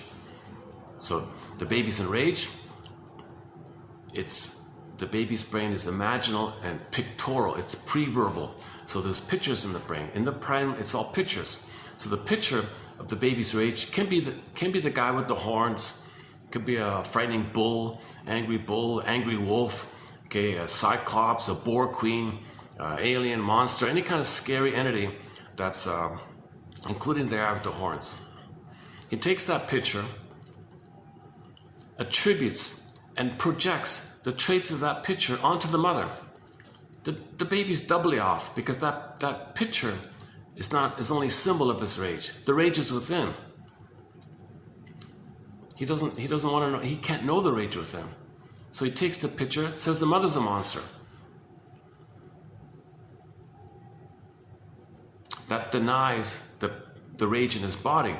Now the rage in the body is rebounding aggression. So the baby's ability to live, L-I-V-E, rebounds inwardly, and he doesn't know it. So now the guy with the horns is within.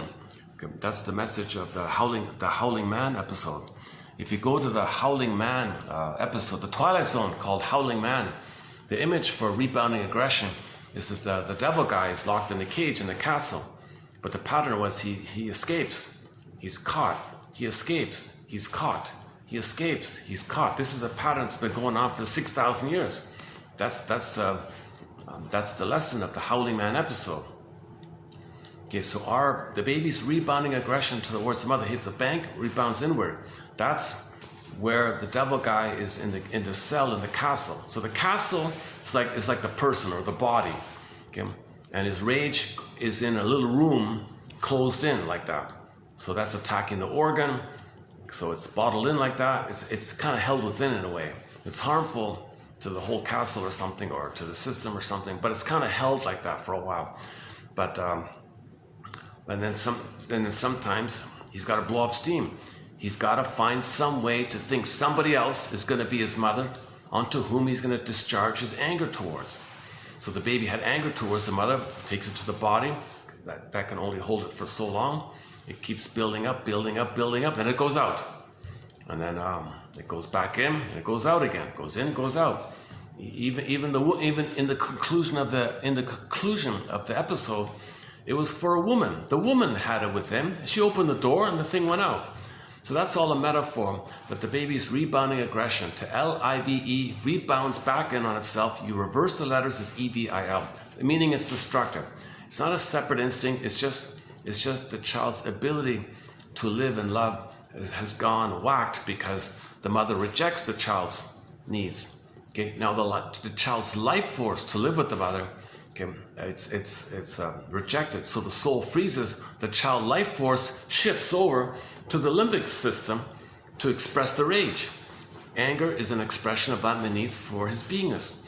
Now the baby's communicating, mother, you didn't meet my needs. I'm giving you a second chance here. I gave you a first chance to meet my needs. You rejected it. So I'll freeze my soul, divert my life force to the limbic system, survival issue, and I'll express my anger. So I'm giving you a second chance, mother.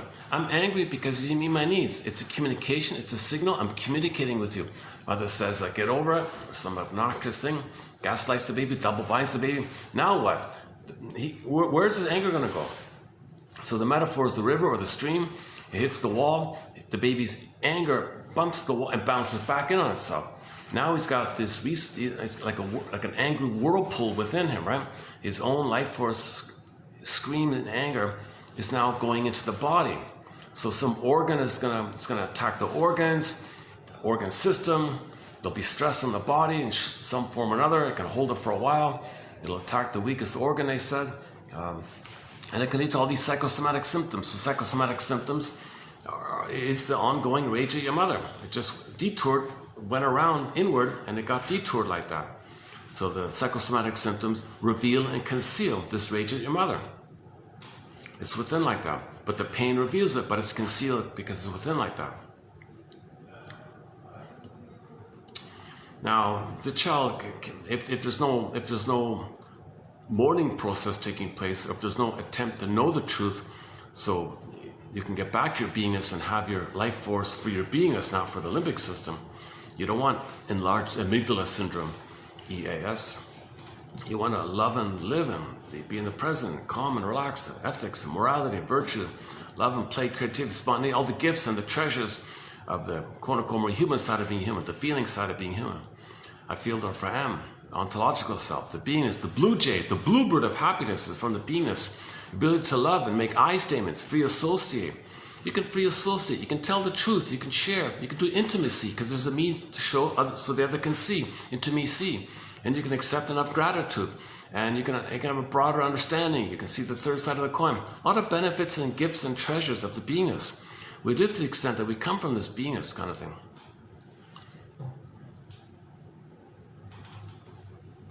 Okay, so when the beingness is still frozen, okay, then the life force goes to the limbic system. That's the anger, scream, and the rage to the mother, going in like that. Okay, now you got the rebounding aggression. The burglar's jargon is daimonian energy. Okay, because the picture of the baby's fury at the mother is now the guy with the horns.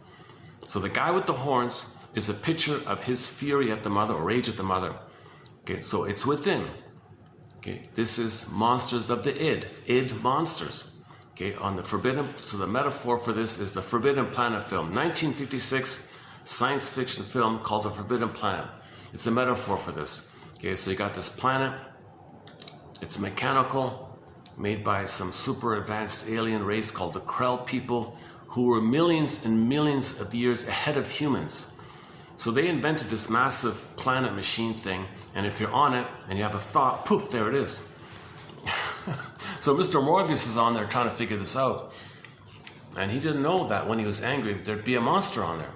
It looked like the Tasmanian devil thing. So you had these Tasmanian devil characters running around because Morbius's unconscious became linked to the planet. So the planet, which materializes your thoughts, was an extension of Mr. Morbius's unconscious. So Mr. Morbius was unconsciously angry at his mother, or somebody else standing in for the mother. The planet would materialize a monster, because that's what the Krell people manufacture. So he didn't know that those monsters came from within. So throughout the whole film, everybody's wondering, where are these monsters from? They don't appear to come from some other planet. It's like they're from this planet somehow. I don't get how, no one could figure it out. Okay, the conclusion was monsters of the id. Id monsters. What's the id? In the film, it was called the elementary basis of the unconscious, energy of the unconscious. So those monsters were created by Mr. Morbius's rage. So his rage is within, the emotion is within. The picture is the monster, like the Tasmanian devil monster, that's within. So the monster is within. Okay, all these things are within. However, whatever synonym you want to use for the diablos, devils, all these scary names. Okay, that's just a picture of your rage. It's within. So all these images are within. Okay, usually I won't play it this time, but go look up Delirium's, the band Delirium's song called Self-Saboteur. Can't you see? Can't you see? It's within. It's all within. These monsters, these things are within. It's within. Your anger's within. The picture is just a picture of your anger. So the picture's within, the anger's within, because the anger's within, the picture of the anger's within. It's all within. Now, if you don't want to know this, you don't want to believe this, how dare you say my mother hurt me and I'm angry at her? How dare you? Because you're in denial. You're too loyal to her. You're too tight to her. You have the psychological insight. You're too tight with her. You're inappropriately crossed over and became her. That's right. So that's 6. That's kind of disturbed. Mothers shouldn't hurt the baby so much to compel them to become her and treat themselves like that to mirror the mother. So if we're not at that place where we want to admit that mother was unable to love the baby, then we project our rage image onto others and say they're bad. Again, doubly off. To say someone else is threatening or no good, okay, that helps you to repress the knowledge that is within. When you repress, you project. Now when you project, you repress. When you repress, you project. Now there's more projection. To get more repression, projection takes it another level called projective identification. You really believe and want to see that the other person possesses the traits that you're assigning to them. Now you want to coax them, prod them, goad them. Come on, show signs that you're dangerous. Show signs that you're threatening. Come on, show it. That puts a push on people. That puts a tug on people. Eventually they're going to show some sign. Aha, I knew it. So you created that to repress the truth. Now you see it vividly that the other person shows traits of the picture of your own anger at your mother, and you take those attributes or characteristics of that picture, which is not real. It's only a symbol of your anger. So you take something that's not real, put it onto someone else, and convince yourself that they possess that imaginary thing. And so that represses further. Then part 3 is the scapegoating one. One version is if you think if they go away, it'll go away within. That represses it further. And if you repress further, there's more scapegoating. So all this prejudice and scapegoating is in service of repression. Why? Because like that famous actor said, he can't handle the truth. You can't handle the truth that your mother failed you. Okay, because you are her, and you don't believe it. You don't want to believe your mother hurt you. You don't want to believe your mother failed you. No one wants to believe their mother didn't love them and hurt them and failed them and was kind of like the wicked queen in Snow White. No one wants to believe that their mother was kind of really like the wicked queen, a bit kind of like the wicked queen in a way, right? Envious, bitter, couldn't mirror the child, couldn't see the child, couldn't recognize the child, couldn't accept the child, rough handling the child, rude to the child, had bad thoughts with the child, fed the child improperly, force feeding, and used all excuses, made the child naughty so she can say and blow off steam, mothers, spare the rod. No, I can't spoil this child. I gotta teach him a lesson. Okay, no one wants to believe mothers were so cruel like the wicked queen of Snow White. You know, that story, by the way, the fairy tales, they didn't say that the mother was a stepmother. They just said, that's your mother. Later, the Grimms switched it and said, okay, what about the mother was good in the uterus? And then when the betrayal took place at birth, the same woman was seen like the wicked queen. It's the same mother. So in the uterus, the mother was a very good mother. At birth, poof, the child thinks the mother's the wicked queen. Same woman, same mother, one woman, but he thinks there are two there. So the Grimm's people said, okay, well, the mother died at birth and the father married another woman, so it's a stepmother. So they kind of try to, because they admit it's hard for anyone to admit this. No one wants to admit this. Now, if any woman can feel that their mother hurt them, they won't hurt their children. But if a woman doesn't remember or feel the truth of what happened to them with their mother, okay, then they're going to repeat onto their child, both daughters and sons. So if any mother has a child, ideally, the best case scenario is she got a glimpse beforehand, then she has some feelings. When you get feelings, that's ethics and morality and virtues. When you have feelings, the feelings needed to be there. So she'll have natural empathy and natural feeling to love the baby. If that's all frozen, she just repeats in a compulsion to repeat. So the baby's hers, she's the mother, repeats the thing. Yesterday's topic as well. Well, there's the clock at 5 o'clock. Let's check that. Look at this, Hazel. This video, yeah, I'm not even looking in the camera much today. I'm having a really, I've said that already. Let's finish up the Forbidden Planet for a second. Okay, so you got a planet in the sky. So this is like speculative fiction. It's a symbol for the unconscious. So the planet in the sky, this forbidden planet, made by the Krell people, okay, has the ability to create the thing that you think when you're standing on it. So Morbius came on this planet, trying to figure this thing out. And there were monsters there when he was angry. Where'd these monsters come from? Well, are you angry? Oh, I guess I am. Well, the planet made it for you. Oh my God, wow. Okay, that's the lesson for the viewer. That when the child is one with the mother, he doesn't know the mother's giving him stuff. Baby has a need, poof, it's there, he thinks he made it. Baby has a thought, poof, there it is. Baby thinks he makes everything, he materializes it. That's the metaphor, like that. And there's an important follow-up was done on that film by the Star Trek people, the original series with Spock and all that, called Requiem for Methuselah, and they added on to it. So a similar setup. A guy's on the planet. He was the 6,000-year-old man. When he was angry, some robot would attack people, and he didn't know that robot was responding to the man's anger. That's exactly the message of the Forbidden Planet. But the Star Trek episode added a very important point at the end about the basic fault called the eternal love triangle. So let's save that package for another time. I've discussed it in the past. Okay, I want to try to narrow today's discussion on the narcissism topic. So let's wrap up this idea that we're not making sense. Kirsten Wilson, if you're not in your body, you're not making sense. Why? Because you're coming from the limbic system. You still think you're fighting with the breast nipple mother, and she's hurting you, she's not holding you, she's not feeding you properly, and you feel like you're a goner. When the baby's needs are not met, he thinks he's a goner. Life and death struggle like this. So hence, It's a dangerous jungle, he thinks. Mother's dangerous. So later on, when people have slogans like that, oh, it's dangerous, jungle, jungle, and people think like that, that's code for trauma during that time. Okay, that's a sign of trauma to think in those kind of terms. The healthy terms are the feeling self. They're all members of the same family, earth family, human family. Okay, on this speck of dust, one big family, but we're wounded.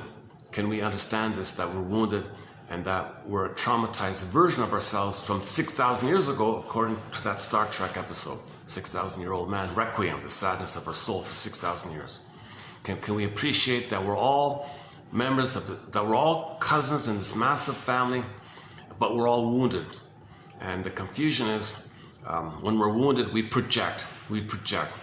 And then when we were wounded, we became greedy and wanted more serotonin. So now we went into gobbling mode, greed mode, envy mode. So babies were removed to give them the psychology called prejudice to start pillaging. So we went from village to pillage, and we've been in this pillage mode for the past 6,000 years, hence the Requiem idea. Okay, we're not feeling anymore, because if you have your feelings, then we can go back to our natural state of village. Cooperative, one big family. We're creative. We can figure out a cooperative system or something. But if people are trying to do their infantile battle with their mother in nursery onto the planet and shame the planet the way their mother shamed them, then flip-flop think the planet's their mother and they're attacking the planet because the planet's their mother, Mother Earth. Well, my mother, I'm angry with my mother. So first they shamed the planet because they were shamed. Then flip-flop, the planet's seen as the mother, they attack the planet. You're not making sense. That's what Kirsten Wilson means. You're not making sense when you're operating at this timeless, unresolved, unissued with the trauma with the mother. A lot of pain. The pain makes us create and repeat because we want to get out of the pain. We're not even aware of the pain. There's a swoon there. The swoon puts us in a trance. It puts us in a hypnotic trance. We're like a hypnotized doing this. We're like in a hypnosis doing this. So we're not making sense. Okay, so that's a huge topic called the 40 symptoms of Homo traumicus, discussed about a year ago. In this room, actually. It was here, wasn't it? 2725, part 3 of 3, 7.5-hour video. I was feeling refreshed, had a good rest. I had a liter of very good guava juice. It's kind of like my spinach. What spinach was for Popeye. I feel like guava juice is a little bit like that for me. It keeps me calm. I can talk for 10 hours and I can stay calm like that. That was about a year ago. I can't find that good stuff anymore. It seems to be. See, as above, so below. If we're polluting the planet, that's the reflection of inner state of having been polluted with the poison apple. Okay, mother's toxic feeding. So we were poisoned, had a toxic feeding with the mother. So the planet's us. We dump toxins onto the planet because that's what happened to us. That's the memory. As above, so below, inside out. The outer is the reflection of our inner state. So play Michael Jackson. You know, when you heal the outer, we'll heal the person first. Start to heal the person. It's a both and. You can make changes in the outer to help facilitate healing the person.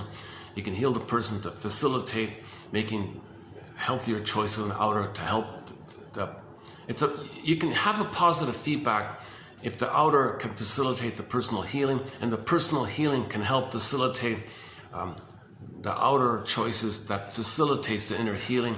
And the inner healing, when we're more healed, the outer will reflect that. So you got to do both kind of thing.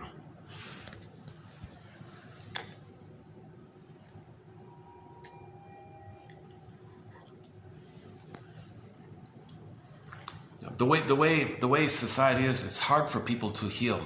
If somebody's in midlife and they want to heal, you got to be kidding. They go to the woods to rest, to reflect. You got to be kidding. You're hounded. You're attacked or something. Who's the stranger? There's too many.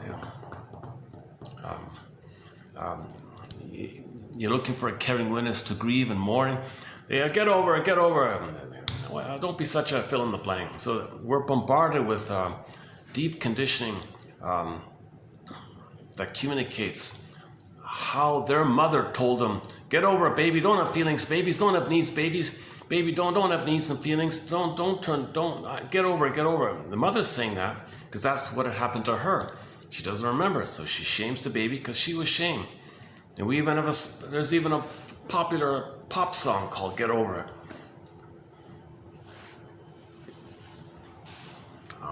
Kind of surprised. I was very surprised when that song came out. You got to be kidding. That's a huge step back, you know, that kind of attitude. Really, your own inner child of the past, you have that kind of verbally abusive attitude like that? You want to attack your soul like that? That's the requiem. We've been attacking our feeling self for the past 6,000 years.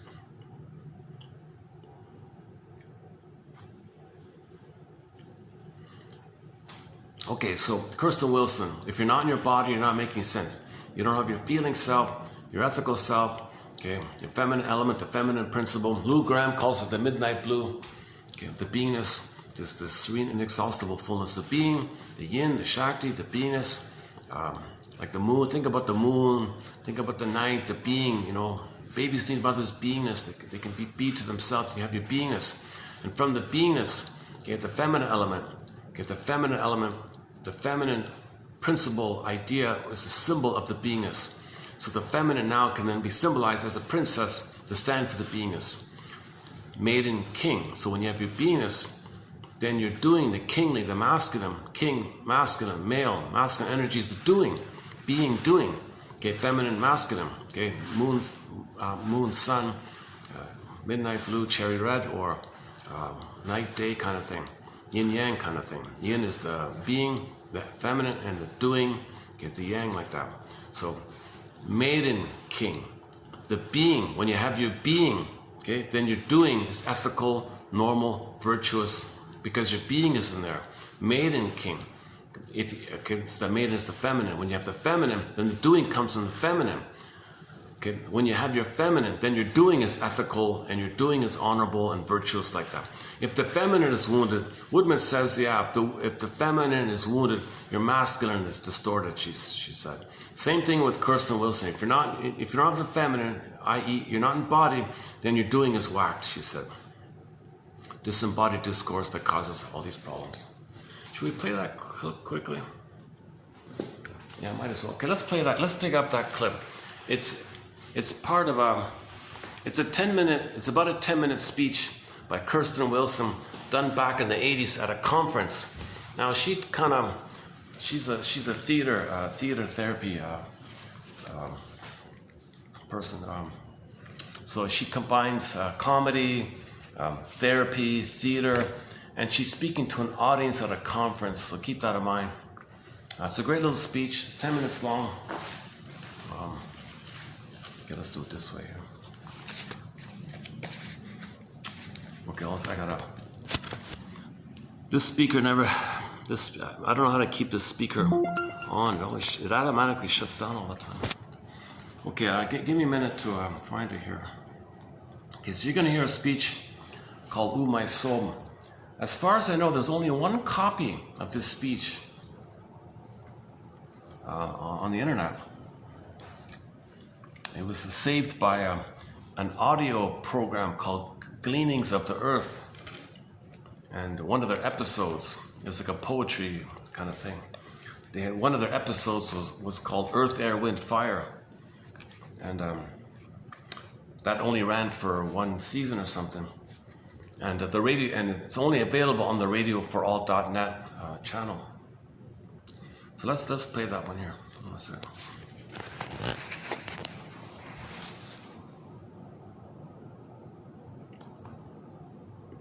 Okay, here we go. Okay.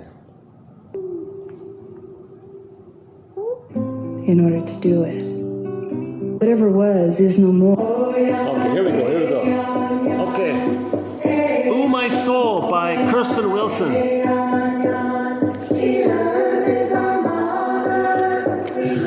Brothers and sisters, we are gathered here to discuss what must, if we shall succeed, be a spiritual revolution. An evolution from Homo sapien sapien, revealingly redundant. To homo economicus, well put, Max Oschliger. To homo naturalis. I will proceed directly to the heart of my sermon, which, for the sake of revolutionary gender reclamation, I drop the sir and add a ma'am, making this not a sermon, but a mammon. Yes! Yes, Buchanan, I said mammon, which speaks to the natural and pantheistic instead of the mechanical and sadistic. We are talking about exchanging biopornography for biophilia. Pornography. That is the structure of domination which has replaced English as our national language. Everything translated into what I can possibly control or consume without being touched, changed, challenged, or connected. A language which transforms women into meat, animals into meat products, poor men into machines, and rich men into gods. But in their attempts to become gods, they have lost their souls. We all have. That is why I am up here preaching my mammon. God did not throw us out of Eden.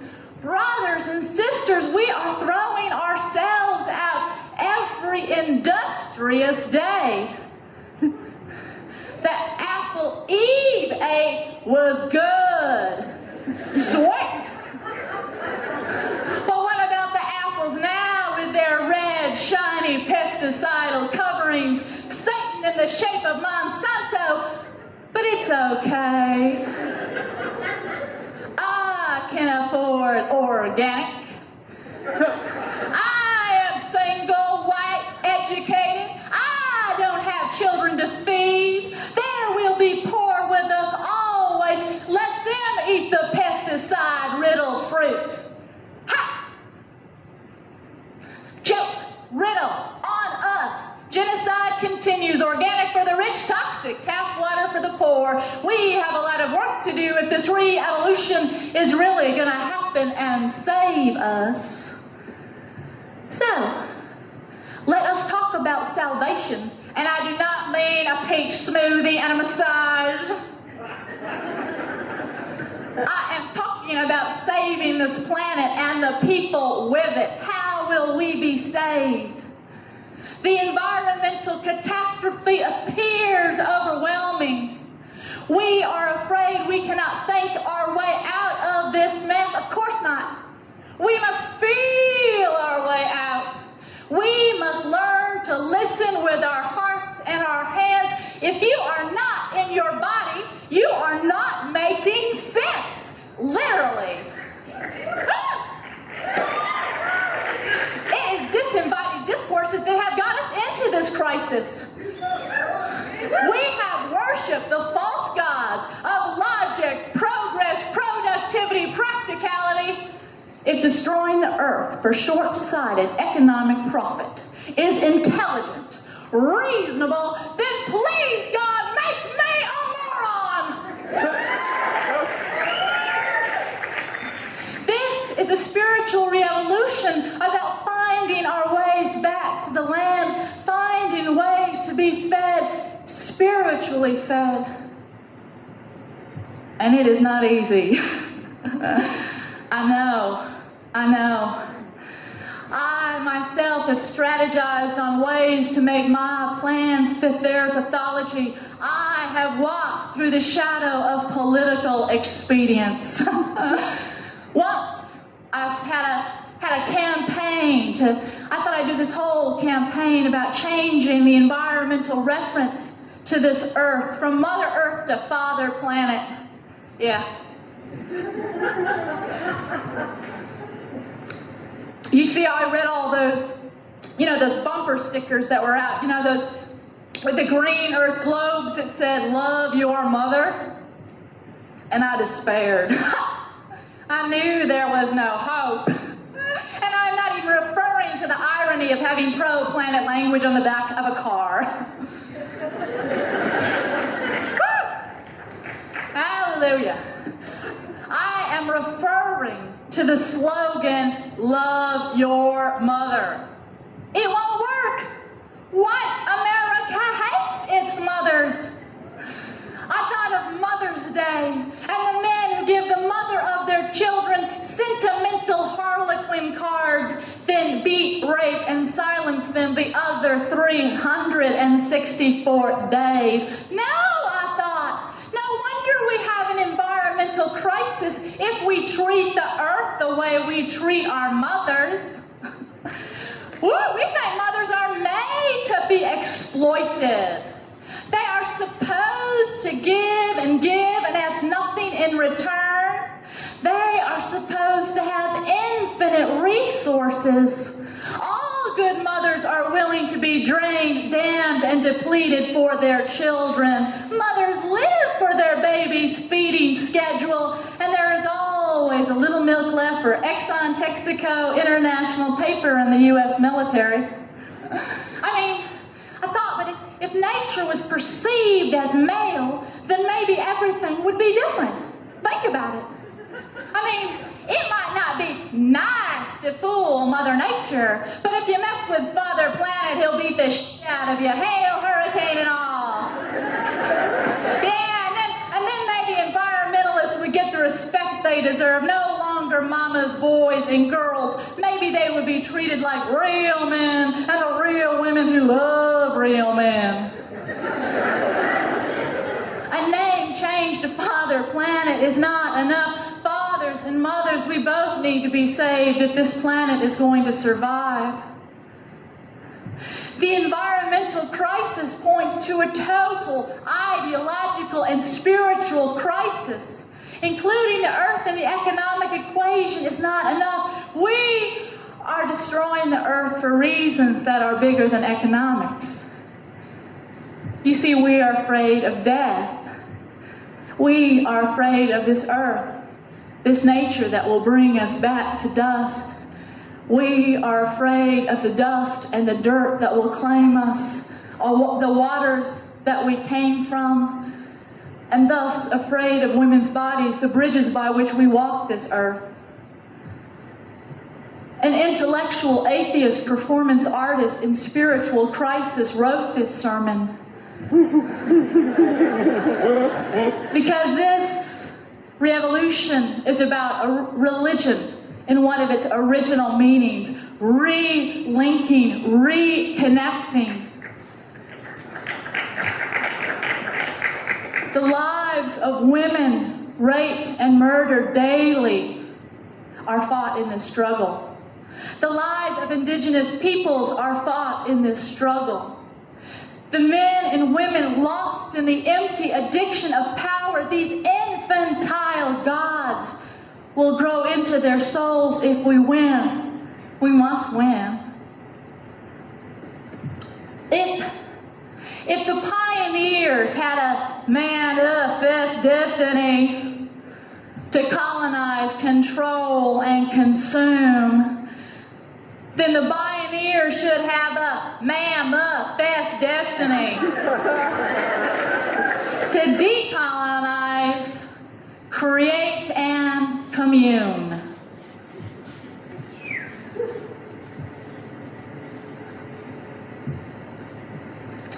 But this must be a spiritual re-evolution, not just the environment, separate and distinct from its home and all and everything. You see, if this is a spiritual re-evolution, if we get to feel as we fight, if we just get to feel as we fight, then we have already won. Amen. A women, a planet, our soul.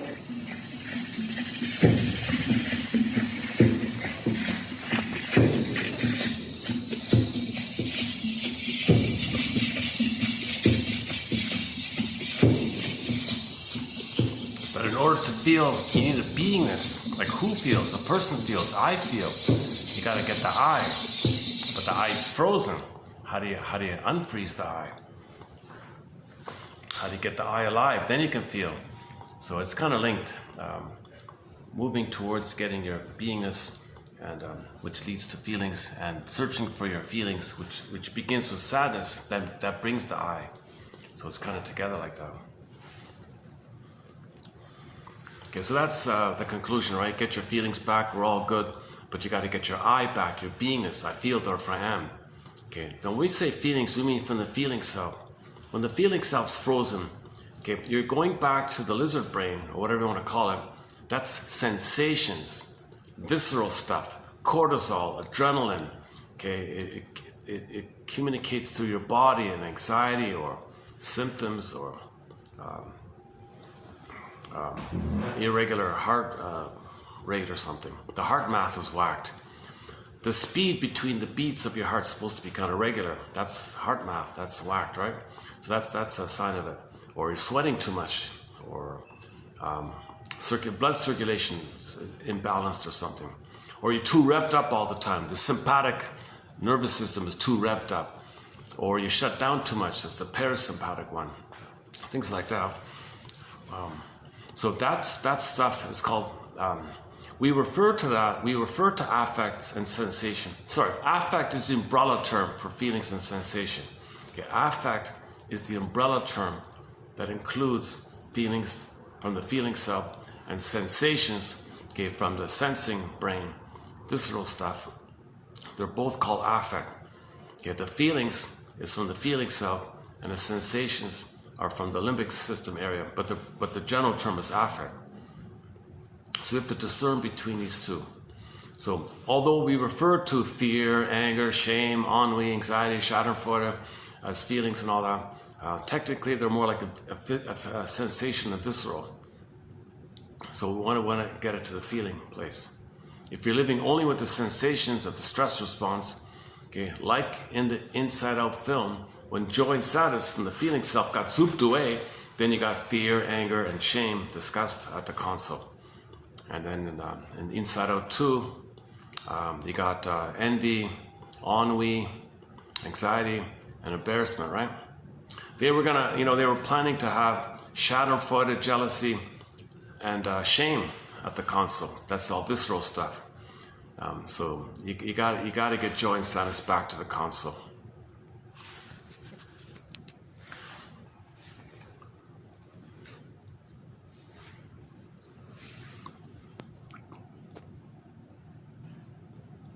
Ain't Life a Brook. Here's Pharaoh. Here's Pharaoh's song. Ain't Life. Oh, let's play another time. Castle by the Sea. Yeah, I'm feeling a little. Yeah, I'm not having a very energized day today. But I've only got a half an hour of light here, so let's run through the quotes here. So just quickly.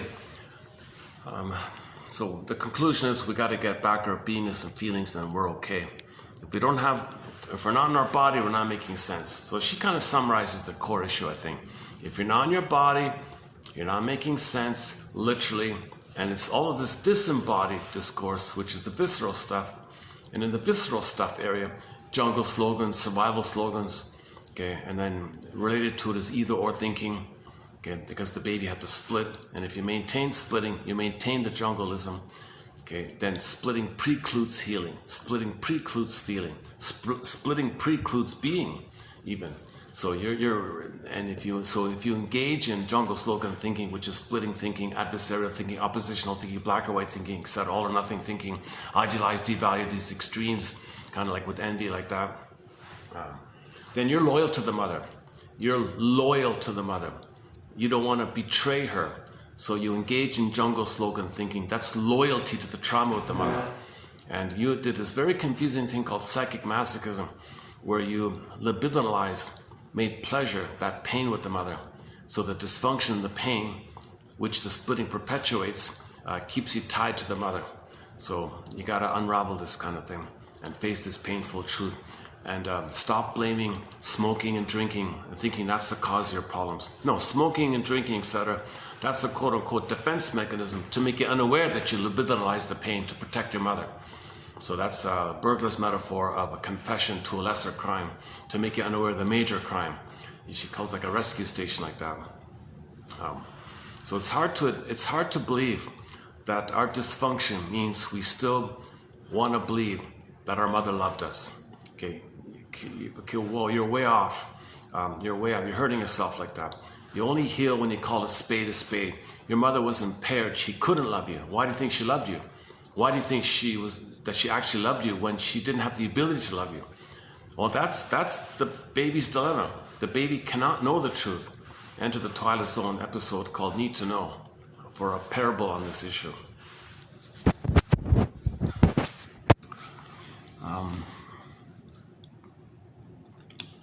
After all, yeah. I just tell you, I just want to keep playing songs. I feel like just playing songs for the rest of the time here. But I want to get the quotes in quickly. Maybe I'll just zip through it so I can post it, and I'll go back and review it and do it more fully in the next video. Yeah, okay, maybe I'll do it that way. I just want to I want to keep things moving here and catch up with the quotes. Okay, there's only two identities, right? If the beingness is frozen, you're back at the limbic system, the sensation area. That's narcissism.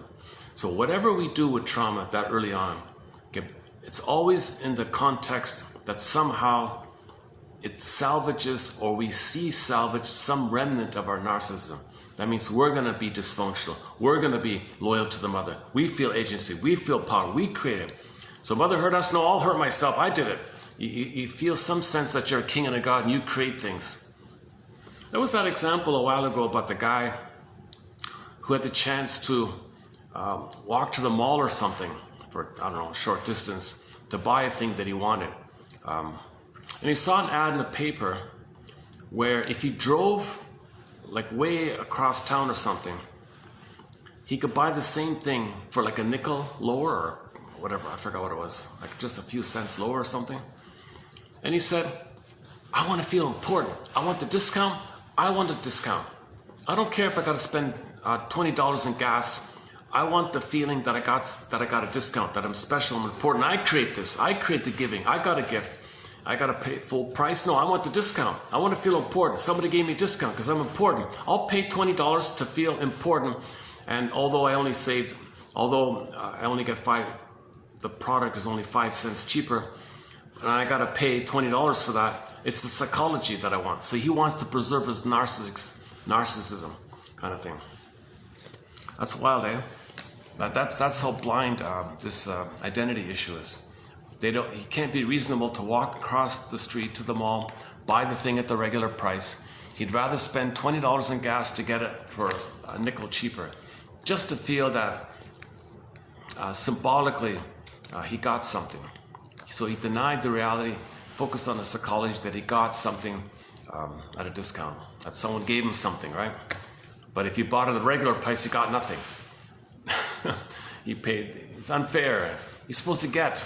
He's still in that kind of receiving mode. So by comparison, he thought the lower priced one, he's kind of getting something. Felt important, special. He's going to drive. He's going to do it. He's going to get the discount. He didn't care about the reality of it all. So we're not making sense.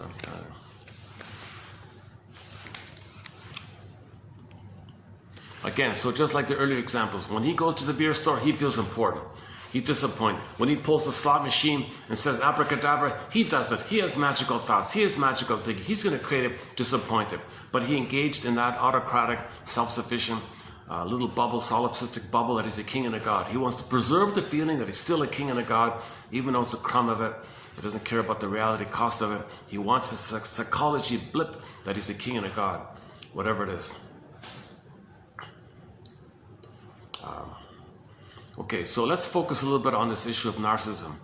It's there up until 18 months, primarily. It's primarily there up until 18 months of age. If the baby is traumatized prior to 18 months, okay, it's a full-blown issue. He's still in that narcissistic phase. Between 18 months and 36 months, he's sort of half and half, I guess, or it's mostly gone. So that's the clinger and the pleaser area. So let's just focus on trauma prior to 18 months. Okay, narcissism. So, originally in the uterus, starts with in the uterus, baby is in a blissful oneness with everything around him. He doesn't know that he's inside his mother's belly. He's a person inside his mother who's a person. All he thinks is who he is, and everything around him is either him, or he's the center of everything, and the universe chose him as a special exception, and he's the chosen special one, and the mother's body chose him, and he's special. So he's a king and a god. There's two versions. Either he thinks he's everything, he's the universe, he's everything, he makes it all happen. It's all there is. Okay, solipsistic thing. Whatever he gets, he created it. He needs oxygen through the vein, he created it. He needs the placenta, he needs to send up the waste through the veins for the placenta to cleanse it all. He did it all. He doesn't understand that the mother's body is kind of doing this. He thinks he's creating everything. He's doing everything. Unconditional, hallucinatory omnipotence. Magical thing. He has a thought, need poof, there it is. It happened. So either he thinks he's the whole thing, baby and the mother, the baby and the mother are one in a thing called fusion, symbiosis, merging, participation, mystique, unio or one with the mystery. It's a blissful feeling, a blissful oneness, oceanic feeling, no space, no time, floating around everywhere. He thinks the whole universe or something. Or the other version is maybe he senses there's something around him and it's all just for him kind of thing. Whatever version it is, I'm not sure. Anyways, this continues for the first, this is full-blown continued for the first 4 to 5 months. He's in a blissful oneness with the mother. Mother's a self-object for the baby, a self-object for the baby, doing the same kind of thing in a continuous manner like the mother fulfilled when the baby was inside. When the baby's on the belly, on the outside, the mother has to still maintain that kind of continuity, soothing, seeing, soothing, recognizing, understanding, and making adjustments, all about the baby, serving the baby, feeding the baby, emotional feeding. So she's present, she comfort, rhythm of safety, understands the signals, attunement, attunement. Mother's still doing all that kind of stuff, still kind of feeding like that. If that takes place, then at 4 to 5 months, he begins to kind of start to practice that he feels safe enough and fed enough and nourished enough in that kind of psychological egg to begin the birthing process towards a psychological birth. But the narcissism idea is still there up until 18 months. Now it's transferred onto the world. So he thinks he owns the world. He thinks the world is his oyster, love affair with the world. Now he's got motor skills. He can walk, crawl, run. Now he feels like Superman. So now he's excited with his motor skills. Okay, he can crawl and jump like Spider-Man or Superman. He thinks he's a superhero because suddenly he's got these new skills. He was passive before, now he can run and all this. And he still has a psychology that everything around him is for him. It's about him, solipsistic, he owns it all. Hence that obnoxious song, everybody wants to rule the world. Okay, first of all, nonsense. Not all babies are traumatized before 18 months, but those who are traumatized before 18 months might like that song. Because it's a fantasy. Yeah, I never got that phase where I ruled it all. I never had that phase in life where I could play and think it was all mine kind of thing. Because mother rebuffed me, mother attacked me, mother shamed me, mother, who do you think you are? Mother rebuffed me for that kind of phase. No, so the role of the mother in that kind of phase is to just allow and tolerate and let the baby think he's a god and a king. Mother goes, oh, baby, you're, just playfully, well, you're great, you're amazing and all that. Let the child think he's a little king and a god. Let him have that phase from 4 to 5 months to 18 months. So mainly the mother doesn't rebuff him for it, doesn't say, who do you think you are? Just let him run around, thinks he owns it all, can do what he wants kind of thing. Just protect him, gently distract him so he doesn't hurt himself kind of thing. But the key thing is the mother sees that the child is not only Superman, but a unique Superman. Never in all of history was there ever any Superman like her child. Nature's greatest miracle. And this unique Superman of her child, okay, the odds of that Superman being on the planet are 1 in 400 trillion. The great nature, the great spirit made it like this. Everyone's unique like that. So the mother has a delight for this mystery, an acceptance and delight for this unique mystery.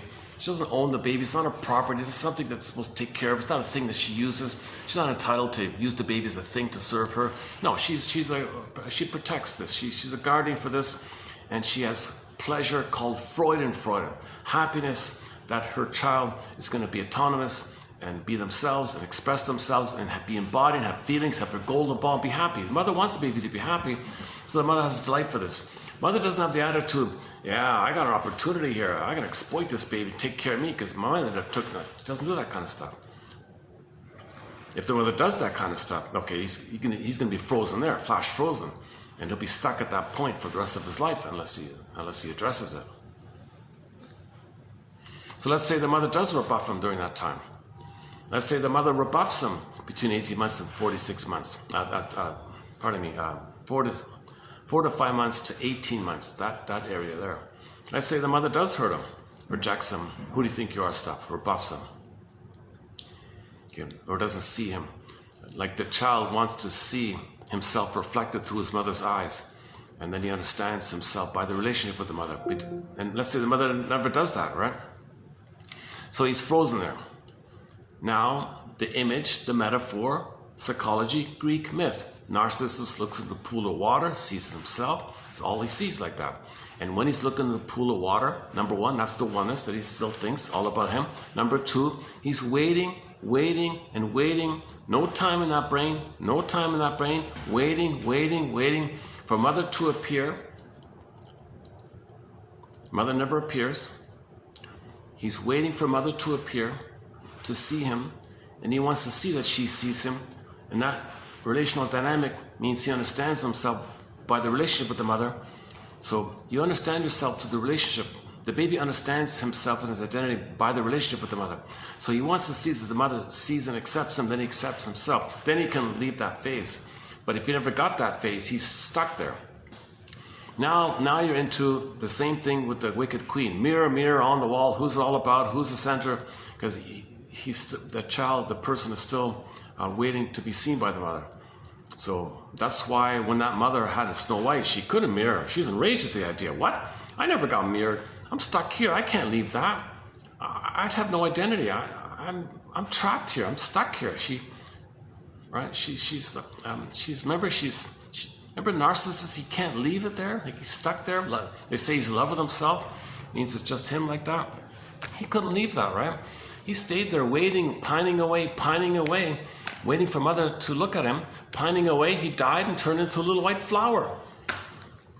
His soul, okay, his beingness, his feeling self was the princess Echo. Echo was in the forest, turned to stone. Echo became a statue. And there was never any reunited. There was never any reference to his soul coming back into his body because he never got seen by his mother in the mirror. So the Echo was always ignored like that. He ignored his soul because mother ignored him. Mother ignores him, he ignores himself. His soul turns to stone kind of thing. So in narcissism, the common feature is it's all about them. They're the center. They're entitled. They can't see past the end of their nose. Their own little dollhouse, that kind of thing. So let's just quickly run through 3 common images for narcissism. Okay, 2 of them come from the Carol Burnett show. One called Visit from Dan. So the famous comedian Carol Burnett has a little skit called Family Visit from Dan.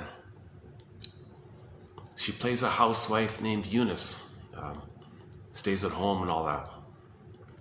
Her husband runs a store or something, and she's waiting for him to come home or something, and her mother's there. Meanwhile, this Dan guy arrived to meet with the husband, so he's at home waiting for him to come back, kind of thing. Anyways, finally the phone rings. Eunice answers the phone, and the husband says, "I'm calling you from the airport, Eunice. I'm in love with the waitress, and I'm grabbing my last chance for happiness. I'm not happy with you. I fell in love with the waitress. I'm taking off here. Boarding, gotta go. Hangs up the phone. She's devastated. Poor Eunice is devastated. The husband just left her for the waitress. She's got no money, no job skills, single mother, 2 kids. At home like this, her life is shattered, surprise, shock, whatever. She goes to the sofa, curls up in the fetal position, crying like this. And the mother says, I don't like what that guy said about me once. So she made it about her, right? And Eunice jumps up and said, "There you go yet again, mother. I just experienced a catastrophe, a personal catastrophe here. And here you are taking center stage." And the visitor Dan said, "Yeah, wow, and I thought my mother couldn't see past the end of her nose." So that mother has to see everything. She's got to be the center. You'd think even at that time, the mother would have a little empathy and for the daughter. No, she mirror on the wall. It's always got to be about the mother like that. And that's an old expression, "can't see past the end of your nose." I didn't know that, right? I mean, I heard it, but I never really heard it much. Anyways, later in that episode, the Dan guy approaches Eunice, tries to comfort her and give her a little encouragement, gives her a little pep talk. Eunice, I'm really sad and sorry I hear about this. They say, Eunice, that, keep this in mind, Eunice, that they say that when one door closes, another door opens. In the interim, you're going to find parts of yourself. You're going to reclaim parts of yourself that you forgot and didn't develop. You're going to find those gems of yourself. You're going to reclaim those parts of yourself, and you're going to become the free creature you're always meant to be. The mother freaked out. The mother panicked. The mother charged across, or walked across the room, or charged across the room, cut Mr. Dan off. "Look, sir, I don't know what spaceship you came off of, but back off here." Because the mother didn't want Dan to play a fatherly role to help her be autonomous, to help her be individuated, to help her to be herself. Because the mother had an investment. The mother wants the daughter to be dysfunctional, unhappy, miserable, powerless, so the daughter will always turn to her. The mother wants this arrangement so she can feel important. The mother wants the daughter to be unhappy, okay, so dependent on her, so the mother would feel important. The mother wants to sit back. "Oh, daughter, you coming to me with your problems? All right, tell me what's going on," so she feels important. Daughter, the mother wants this arrangement. Enter the cartoon. Mothers know how to push her buttons because, hey, she sewed them on. So she sewed on these buttons and created a dependency. Didn't want her daughter to be free and independent. So a lot of mothers block the access to the father. So the father, because the mother wants to use the daughter as a source of narcissistic supply to be mirror on the wall. So she didn't want to lose Eunice. The mother was using Eunice like a mother for her. She didn't want to lose that. And then Eunice tried to speak up for herself a little bit by saying, "Mother, this Dan guy here, he's trying to talk to me like a human being. Something you've never done. Mother can't do it. Mother cannot treat her like a human being. That's why she's in this mess." Okay. The mother herself wasn't treated like a human being herself. That's why she's trapped in a mirror. So she wasn't able to see her daughter as a human being. That's a core summary statement. The mothers are meant to see their babies as human beings. There's a book title called "Babies Are Human Beings." Okay, if the mother doesn't do that, mother thinks, "I'm entitled, mother's rights, I can use this." She exploits her power, thingifies the baby, depersonalizes the baby, brainwashes the baby, conditions the baby. That's this awful attitude of aggression where she wants to control the baby and devour the baby, possess the baby, treat the baby like the missing mother for her. So she feels entitled like this. So the mother's got a compulsion to get emotionally fed. So the mother's turning to the baby as a symbolic breast mother for her. So that's messed up like that. Okay, that's one example. A visit from Dan. Another skit from the Carol Burnett show was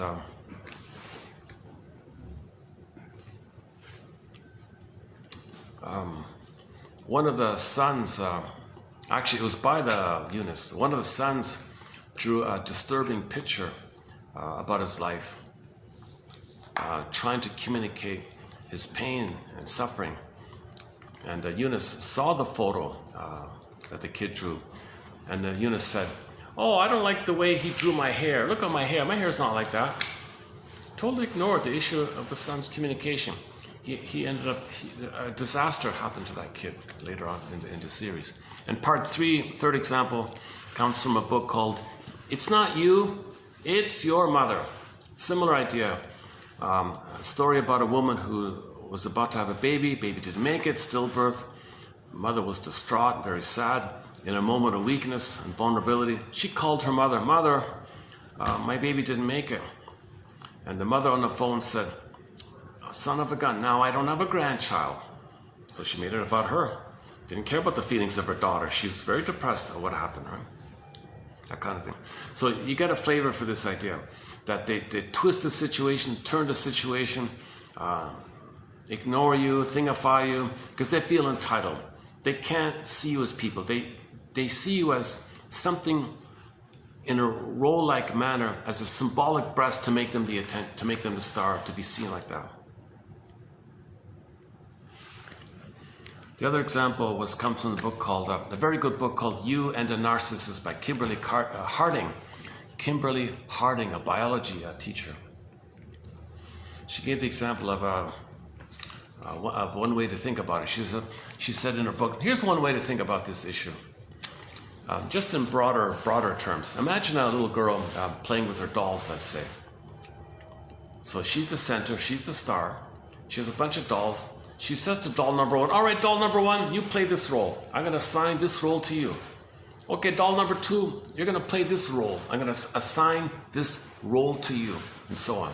So she's the center. She assigns roles to the dolls, these things, and she plays with the dolls like this. Now later on, she realizes there's a real world with real people and real things going on, a beach and friends and stuff. So she gives up the doll thing and enjoys a greater pleasure living in the world with real people. A person with narcissism is still in his own dollhouse, like the kid in the first, he's still with his dollhouse. He looks at people and treats them like dolls. You play this role for me, doll thing. You play that role for me, doll thing. I'm the center, it's all about me like that. He hasn't left the doll world. He's in his own solipsistic doll world, and everybody in the world is just like a doll for him, a thing, a utilitarian thing. If they attend to him, fine. If they don't, he throws it away. See, he has no feeling or love for anyone because he can't love, right? Gratitude. There's never gratitude, because if someone is nice to him, well, that's the state of affairs for a narcissist. They're the center, they're the star, they're the god, so they got to get. So if someone gives him something, well, of course, he thinks, ironically, that you should be thanking him because he gave you the chance to serve him. He thinks he's a god and a king like that.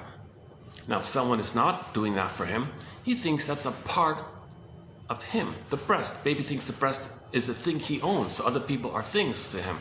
So if somebody's not cooperating and they don't do that, he gets very angry, he wants to control people to provide that status that he's a little king and a god.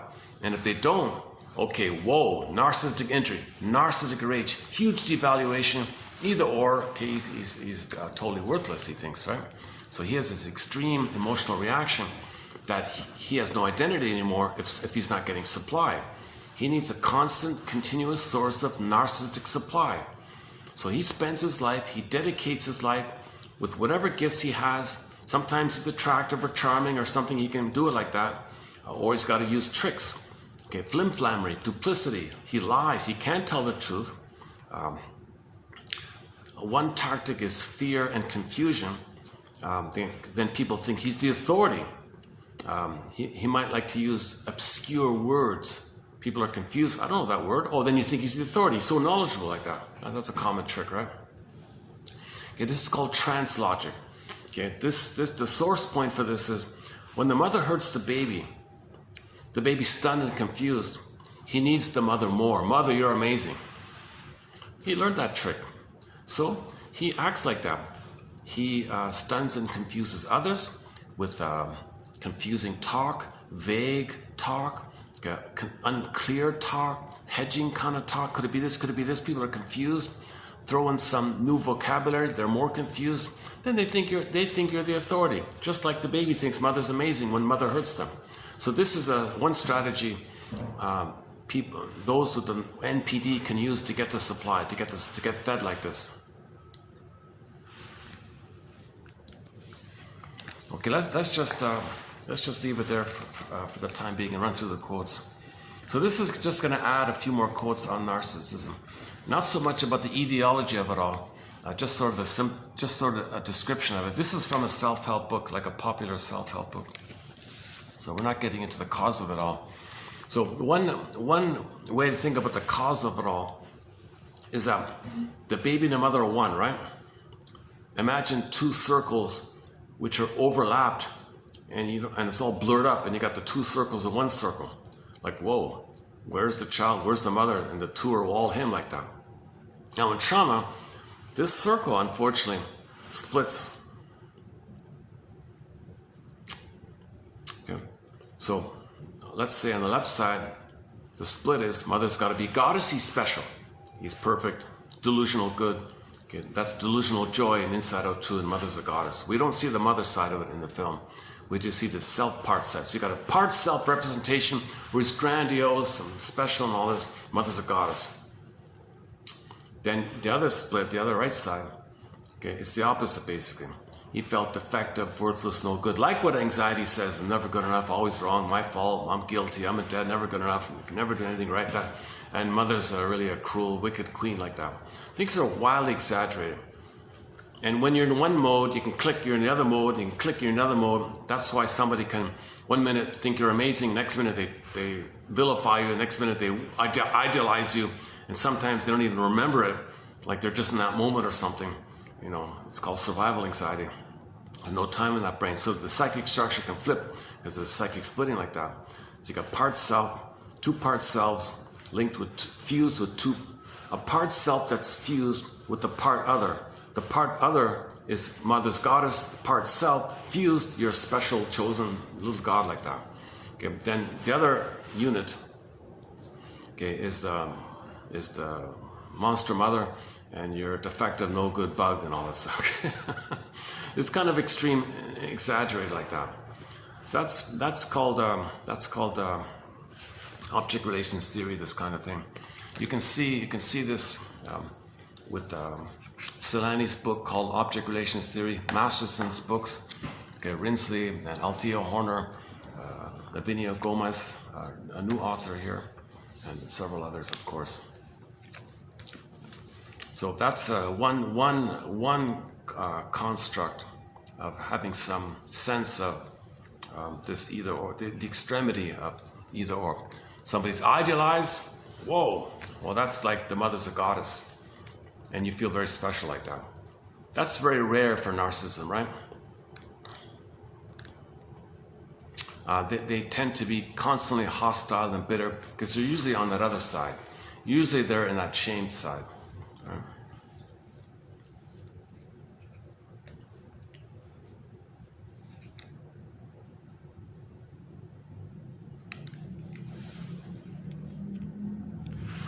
Oh, hang on. No, they think they're the special. They think they're the special one. But the moment they don't feel special, then they feel no good. As a defense,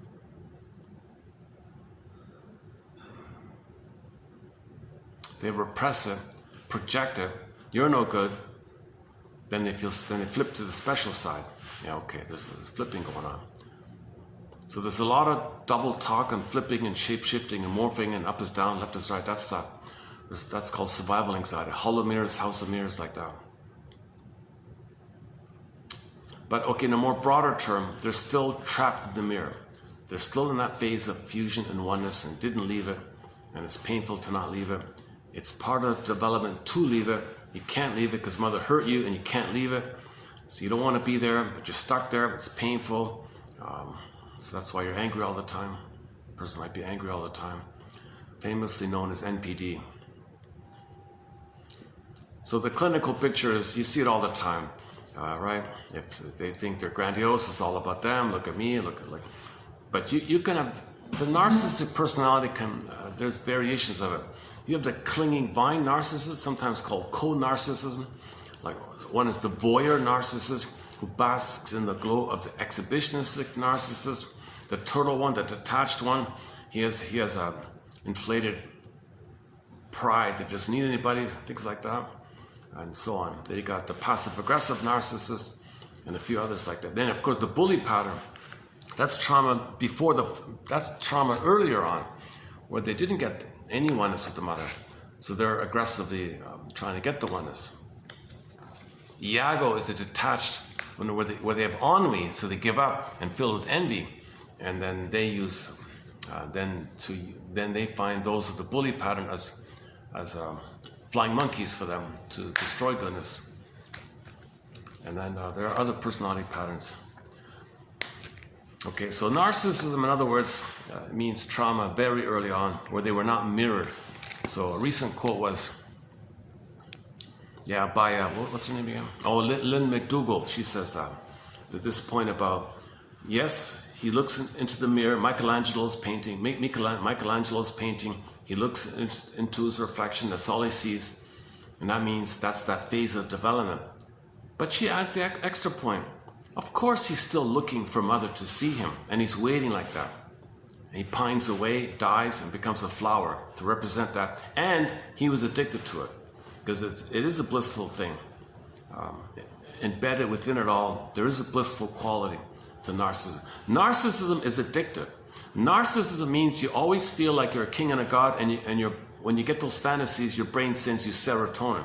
So they get this kind of addiction to this psychology. The psychology is fantasies lead to the physiological response. If the fantasy is your little god and a king kind of stuff. Okay, let's just add a little bit to this. Okay, what's this one here? Okay, in every conceivable situation, the narcissist is bogged down in the simple perspective of how people and events can be manipulated to his own advantage. Okay, so narcissists cannot tell the truth. They cannot make an I statement. They cannot share a feeling.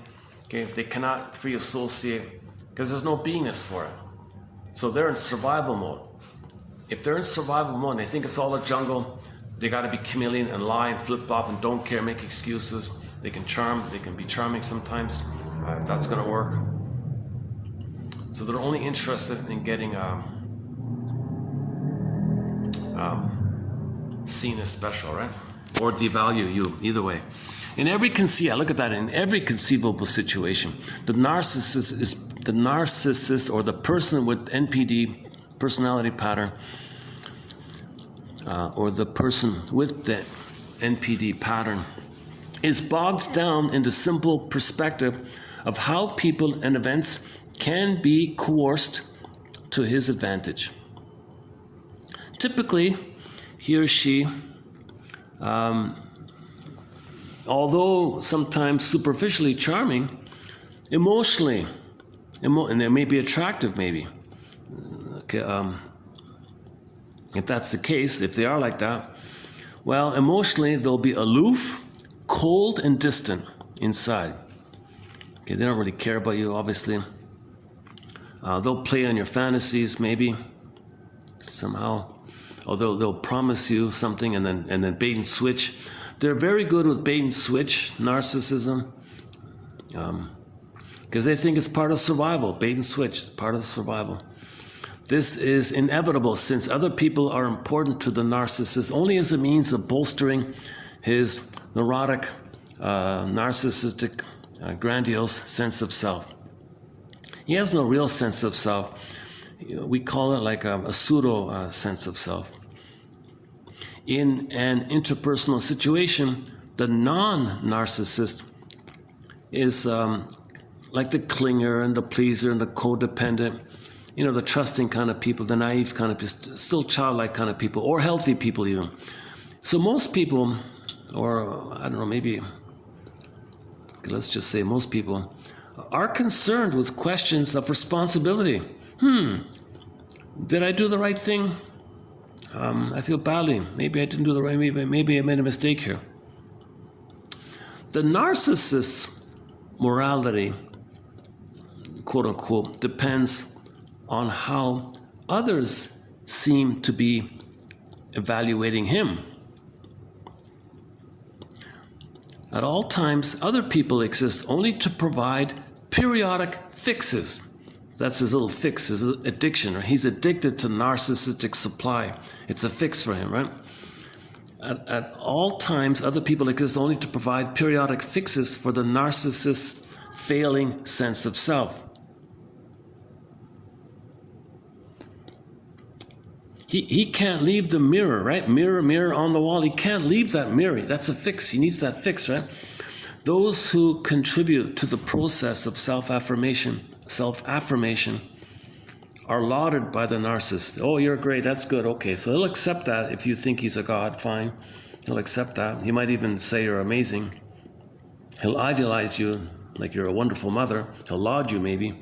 While those who confront or simply ignore him soon become the object of his intense and, to the uninitiated observer, puzzling animosity.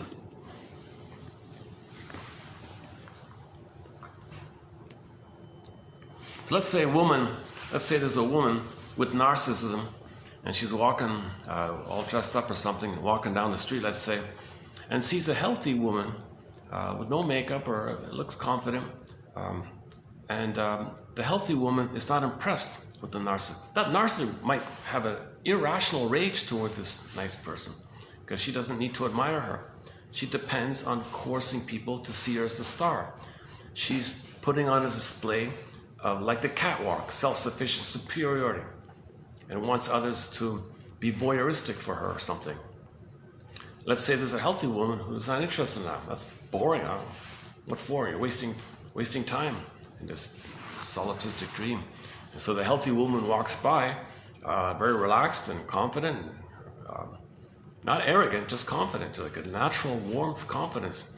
That narcissistic one, okay, might have an irrational burning rage towards her because the healthy woman would admire her, something like that.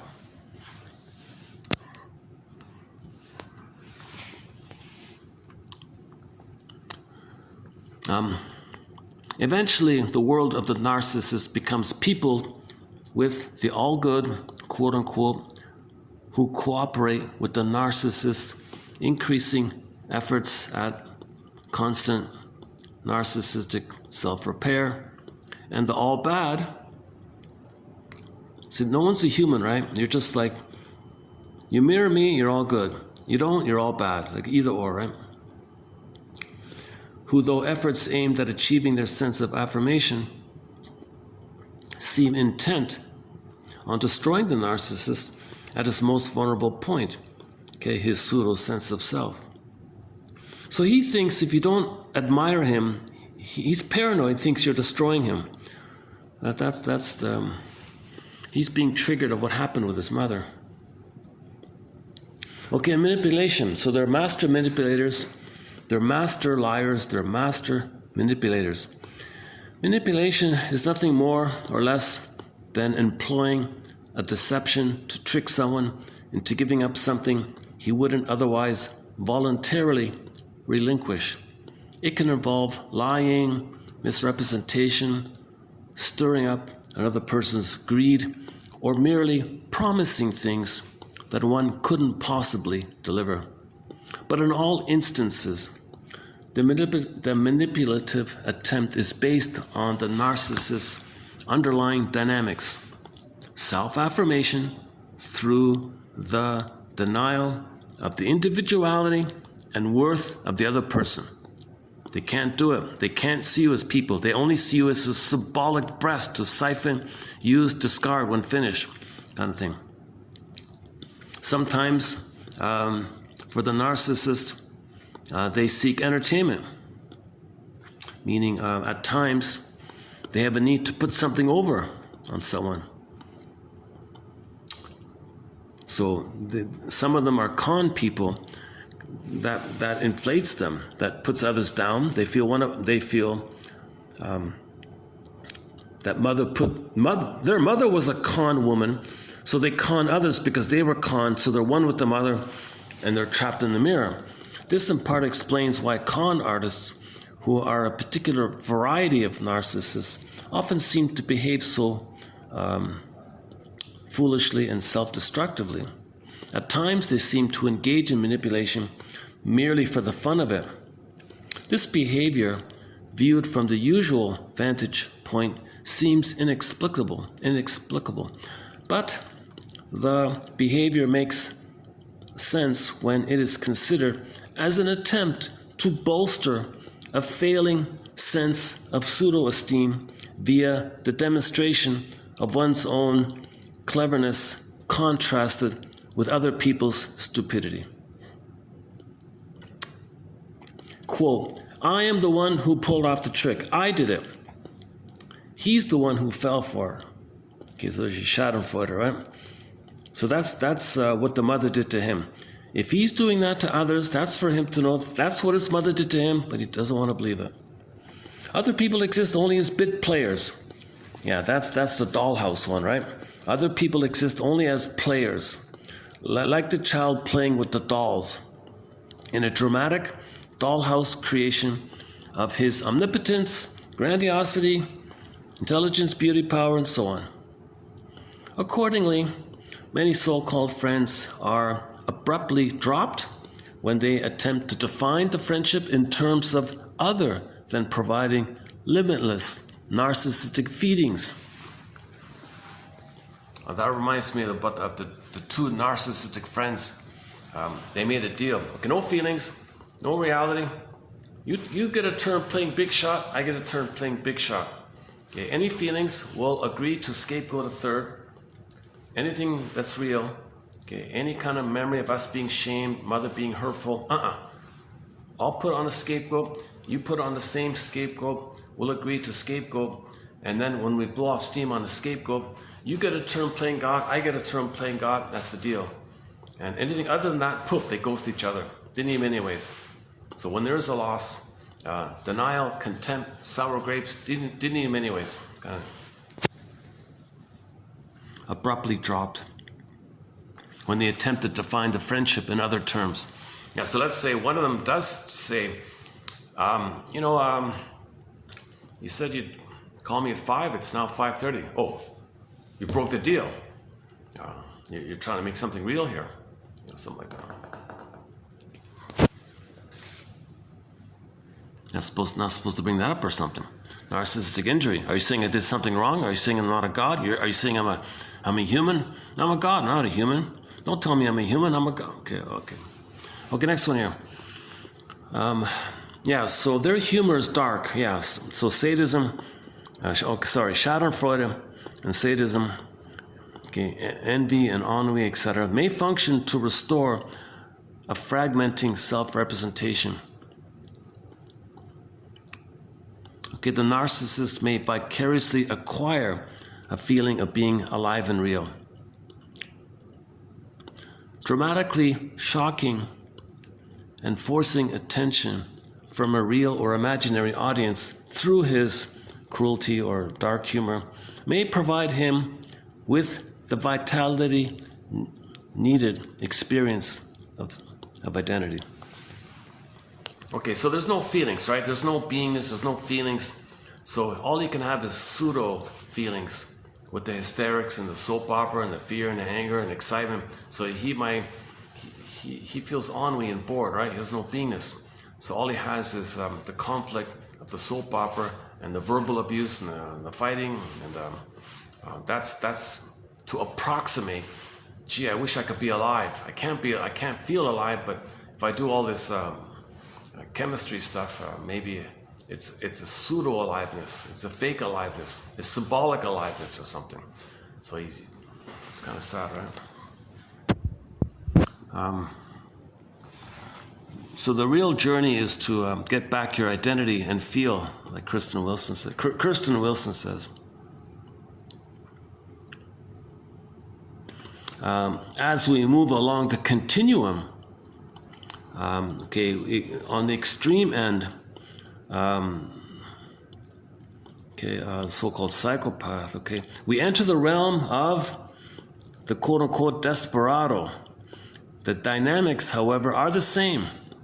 The desperado, as with the narcissist and other types of narcissists, including lower functioning BPDs, is an individual with a fragile sense of integration who bolsters his failures not just by exploitation, but if the occasion demands it, he'll be violent. Yeah. Okay, so the violence is an attempt to get narcissistic status, seems. The boredom and ennui experienced by many narcissists over the weekend or on vacations is an attenuated form of narcissistic distress if one's sense of self is rooted entirely in the professional role. Then the results of stepping out of that role, even briefly, can range all the way from boredom to a paralyzing and panicky sense of identity. Okay, so they don't enjoy their holidays. They don't really just have a pleasurable interest outside of work. They get antsy if they're not working or something, maybe like that. Their identity is too fused with what they're doing. So that's a childlike thing, that your doing and your identity are too fused. So part of this issue of narcissism can come about when the mother says too many no's to the child, or don'ts. Don't touch that, don't do that, put that away, don't something. Whenever the mother says don't do, the child thinks don't be, like the role and the being are fused still. So that quote is related to that. Mothers have to make it clear, no, you're good, but the doing is a no-go. But you're still good, you're good. So separate the being and the doing. If the mother just says don't do that, the child ends up thinking, mother, don't be me. Children don't. It's too early for them to separate and not associate their identity related to the doingness. So you can still be okay and make a mistake. You're still an okay person. But if the child is told too many times, don't do this, he thinks he's filled with shame now. Frozen there. Regresses back to the time in the uterus, where he's a little god. It wants that bubble, narcissistic supply, manipulation, see him as the center, can't see past the end of his nose, like that mother in the Carol Burnett show.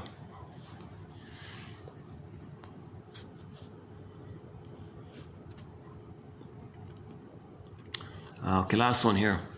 If we accept Pausanias' version of the myth of Narcissus, okay, he says Narcissus, in order to escape from the intense mourning. Yeah, so Narcissus, okay, so obviously people with narcissism cannot mourn. You need a feeling, you need a beingness to mourn. There's no beingness there. So they don't mourn, right? So to escape the mourning, well, just stay with the belief that it's all about you. You continue to stare at your image in the water. The intensity of his absorption is so absorbing. So that's a defense against, so narcissism is a defense against mourning and healing and growing up and stuff like that. Throughout all the versions of the narcissist myth, there's an emphasis on the destructive effects of self-love. So it's destructive to himself and to others, obviously. While Narcissus's life can be looked at from the vantage point of a mythologized version of love gone awry, it can also be considered a warning of the potential destructiveness of narcissism, the failure to establish a love relationship. So narcissists, they don't love, right? They can't love. The mother cannot love the child. Narcissistic mothers cannot love their children. The establishment of a relationship which is based on loving oneself as seen in another. Yeah, so again, the baby never got that. They never got a relationship of being seen that they were loved by the mother, reflected in mother's eyes.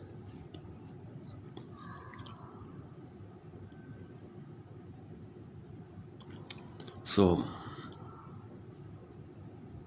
yeah, okay, so later on they don't love, yeah, okay, same thing, all right, let's just leave it there. Geez, oh, is that it? Okay, let's see. Do we have any good ones here? So pick one. 1, 2, 3, 4, 5, 6. So we've got 7 here today. Your mission in every set is to pick one. So let's see for myself here. This one here, number 1. Okay, the whole thing about warning. So cautionary tale, warning tale. Okay, they never feel love and affection, no tenderness. The promiscuity is a defense against tenderness. So because they don't have tenderness, there'll be the sexualization defense. So there may be a lot. So the Don Juan syndrome and the Don Quixote syndrome, they don't love, right? In the Twilight Zone, go to the show called Cat and Mouse. They can't love. They just dump. They just allure and dump. That's a survival kind of thing. So they're blending the need to reject others as a survival of being one with the mother.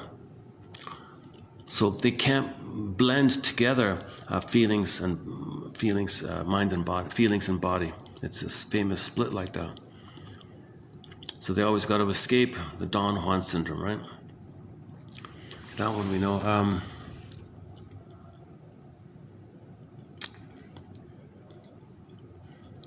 Okay, so we get this, right? If they're useful, fine. If not, who cares? We'll get them. Maybe the third one. I think the third one. Yeah, okay. Okay, the con artist.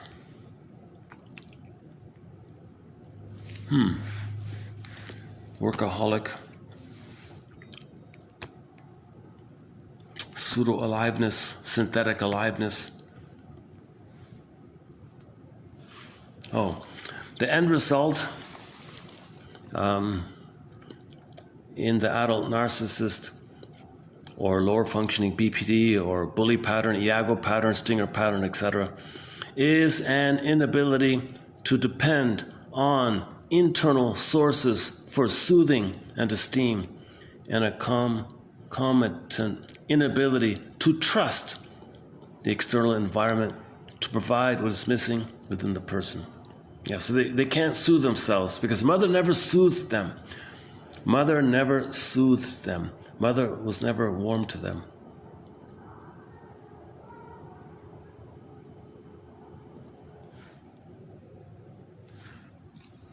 Well,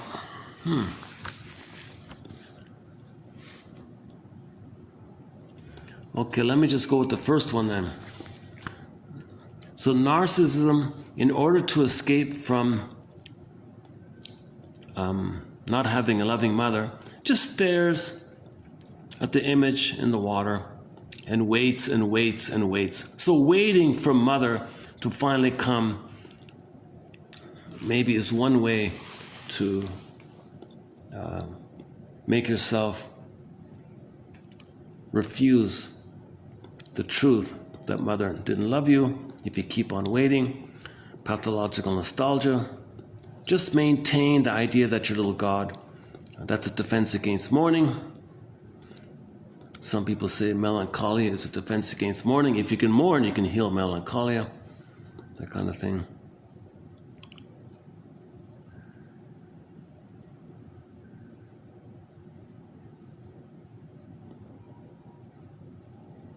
Yeah, so they can't do that. If someone likes, they can't accept. Yeah, okay. The purest form of narcissism in which a person directly and undisguisedly loves only his own self. Jesus. Each of these variations are not only destructive, but incompatible with the mature love relationship.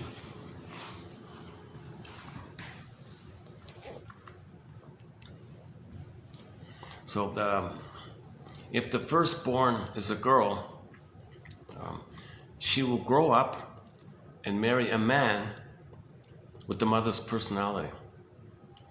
So if the mother was narcissist, that means she'll only marry narcissistic men.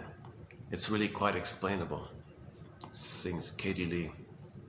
If the firstborn is a boy, he'll grow up and marry a woman with the personality like his father. So if the father was narcissistic, then he'll only marry a narcissistic woman. It's really quite explainable. It must be something like psychological. Why don't we play that one here? So one of our key songs in our soundtrack is by Katie Lee, a song called It Must Be Something Psychological. It's only about 2 minutes or something. It's a short song. Why don't we play that one here? Katie Lee, from her album entitled Songs of Couch and Consultation.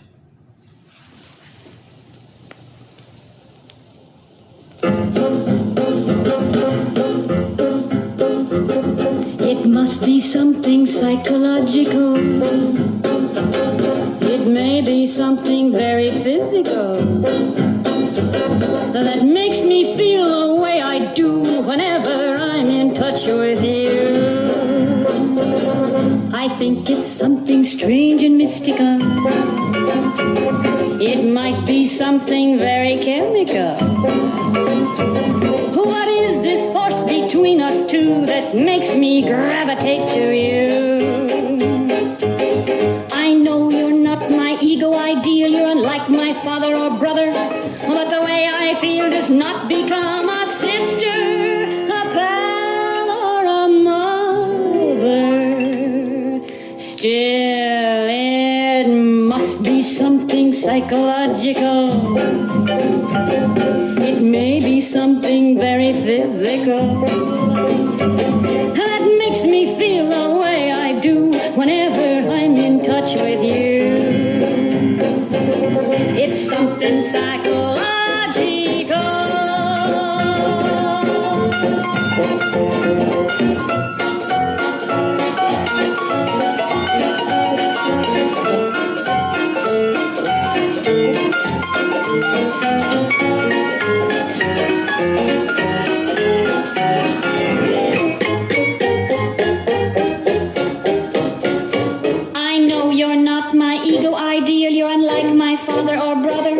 But the way I feel does not become a sister, a pal, or a mother. My yearning's really quite explainable. I want you 'cause you're unattainable. Just let me get my hands on you, and then I'll want somebody new. With me it's psychological.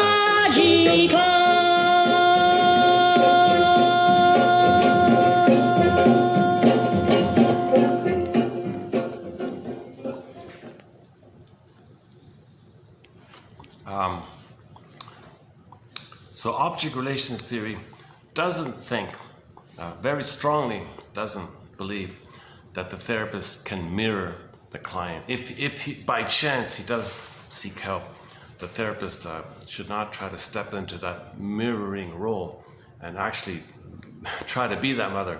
In a sense, it's impossible. But Mr. Kohut and his followers tried it, it didn't work. The Spotsnitz people tried it, didn't work, as far as I know. So it's all about consciousness. It's all about being aware of the situation to get to a place where the firebird can come. We don't control the firebird. We don't control the return of our feelings, but we just set it up to welcome it. How are we doing? Yeah, okay, let's wrap it up here. Let's see what's coming up. Okay, you know what? The next video is going to be a good one. Yeah, so we got a very good. In the next video, one of our mentors, James F. Masterson. So we've got some very good quotes coming up from Masterson here.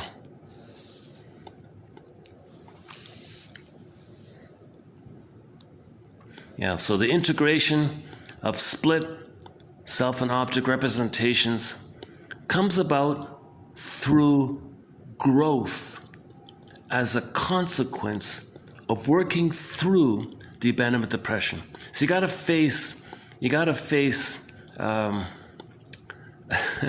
and now feel what you couldn't have felt. So you gotta integrate the splits. So you got to find a sense of self that's not either or. Okay, either you're special, divine, or you're worthless. Okay, it's not like that. You're a person who deserves a modicum of happiness with gifts and treasures. The mother is a person with gifts and treasures who's wounded and confused but tried her best. You got to have more like a down-to-earth, broader, both and kind of thing. So we'll get to that one here. So Masterson talks about object relations theory. He's sort of a leader on this. The quote about Kohat, that one's coming up next time. And this one from Restic here. Should we do this one here? At some point, no matter how clever he or she may be, the manipulator is unmasked for what they are. An insecure, angry, untrusting individual who can only deal with other people on the level of deception and subterfuge. While such an attitude under certain circumstances can be successful in the office or at cocktail parties, it's an extreme liability when it comes to intimacy. Yeah. Forget about intimacy. It'll show up in close relationships.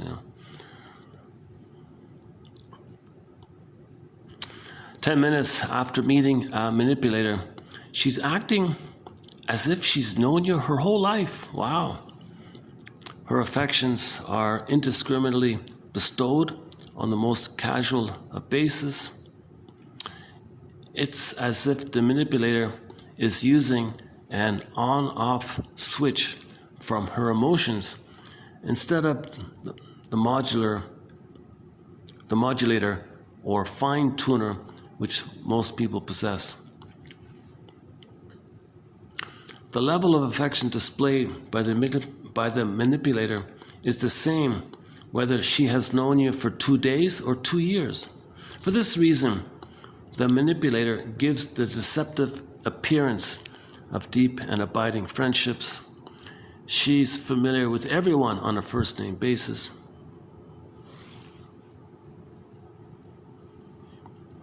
So that's part of the manipulation, right? To act like you meet them for 5 minutes and they want you to think that you've been best friends your whole life. That's part of the manipulation.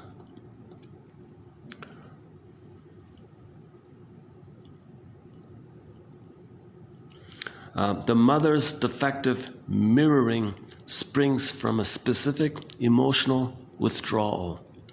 Because this specific child is expressing their own unique self. So if the child's autonomous, mother withdraws. She freaks out. This self-expression by the child interrupts the child's role of resonating with the mother's projections and thereby upsets her narcissistic status. Yeah, so if the mother projects the need for mother onto the child, and the mother thinks the child's the mother, and the child tries to be himself, whoa, that freaks out the mother.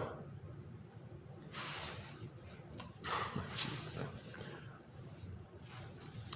Look, I'll admit today's, let's go back to today's batch. I still want to find the best part of today's one. Let's see. Manipulation is nothing more or less than employing a deception to trick someone into giving up something.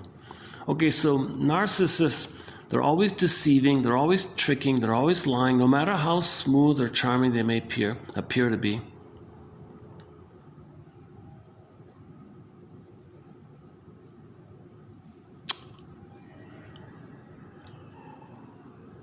In some cases, their only status is to shame you. That's the con one.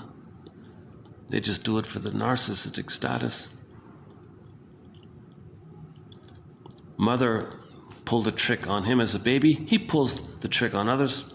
Mother deceived him. He deceives others. He's one with the mother. He's trapped in the mirror, waiting for mother to see him. So he mirrors his mother, waiting for the mother to be healed so that she can turn around and see him. So he treats others the way his mother treated him.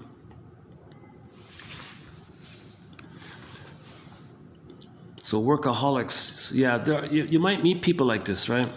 It's the weekend, and they're restless, they're bored, they're anxious. They got to do stuff all the time. They don't take pleasure in their free time. Because their identity might be rooted in their manic, workaholic behavior.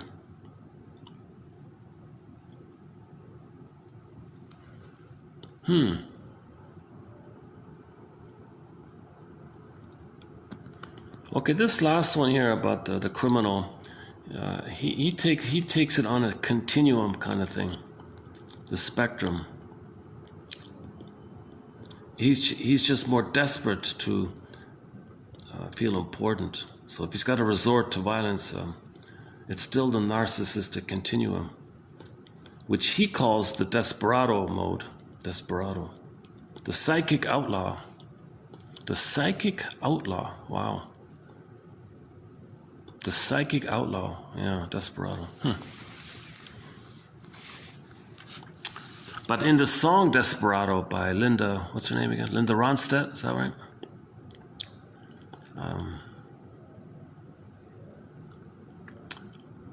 He's just lonely or something. Desperate loner. So it depends on the context of how you're going to use that word, right? Yeah, okay, so morality. Okay, in the second one here, most people have some sense of conscience and morality. Did I do right? Did I do the right thing? Can I make amends?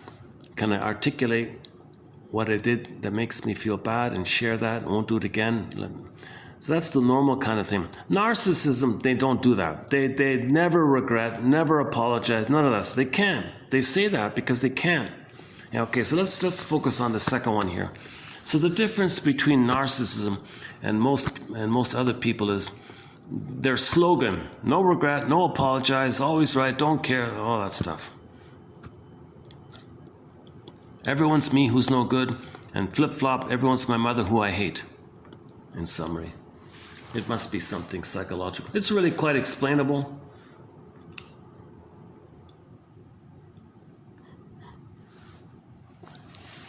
Close up with some Cashton. Cashton.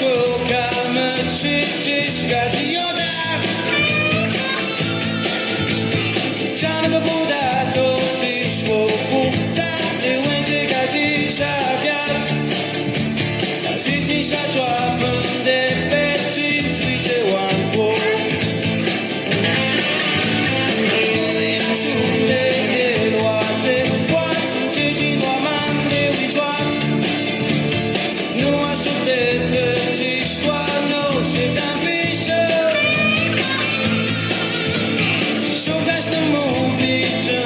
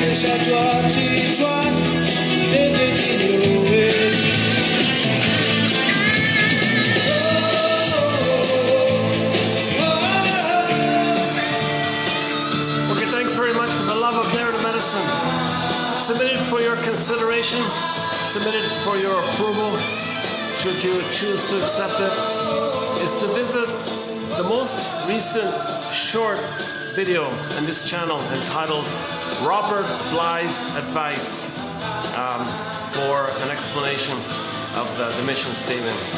Submitted for your consideration, and I'll see you in the next video. Thanks very much. We'll continue in the next video. Thank you to the band Kashtin. That's their song called Ti Pat Shimam. See you next time.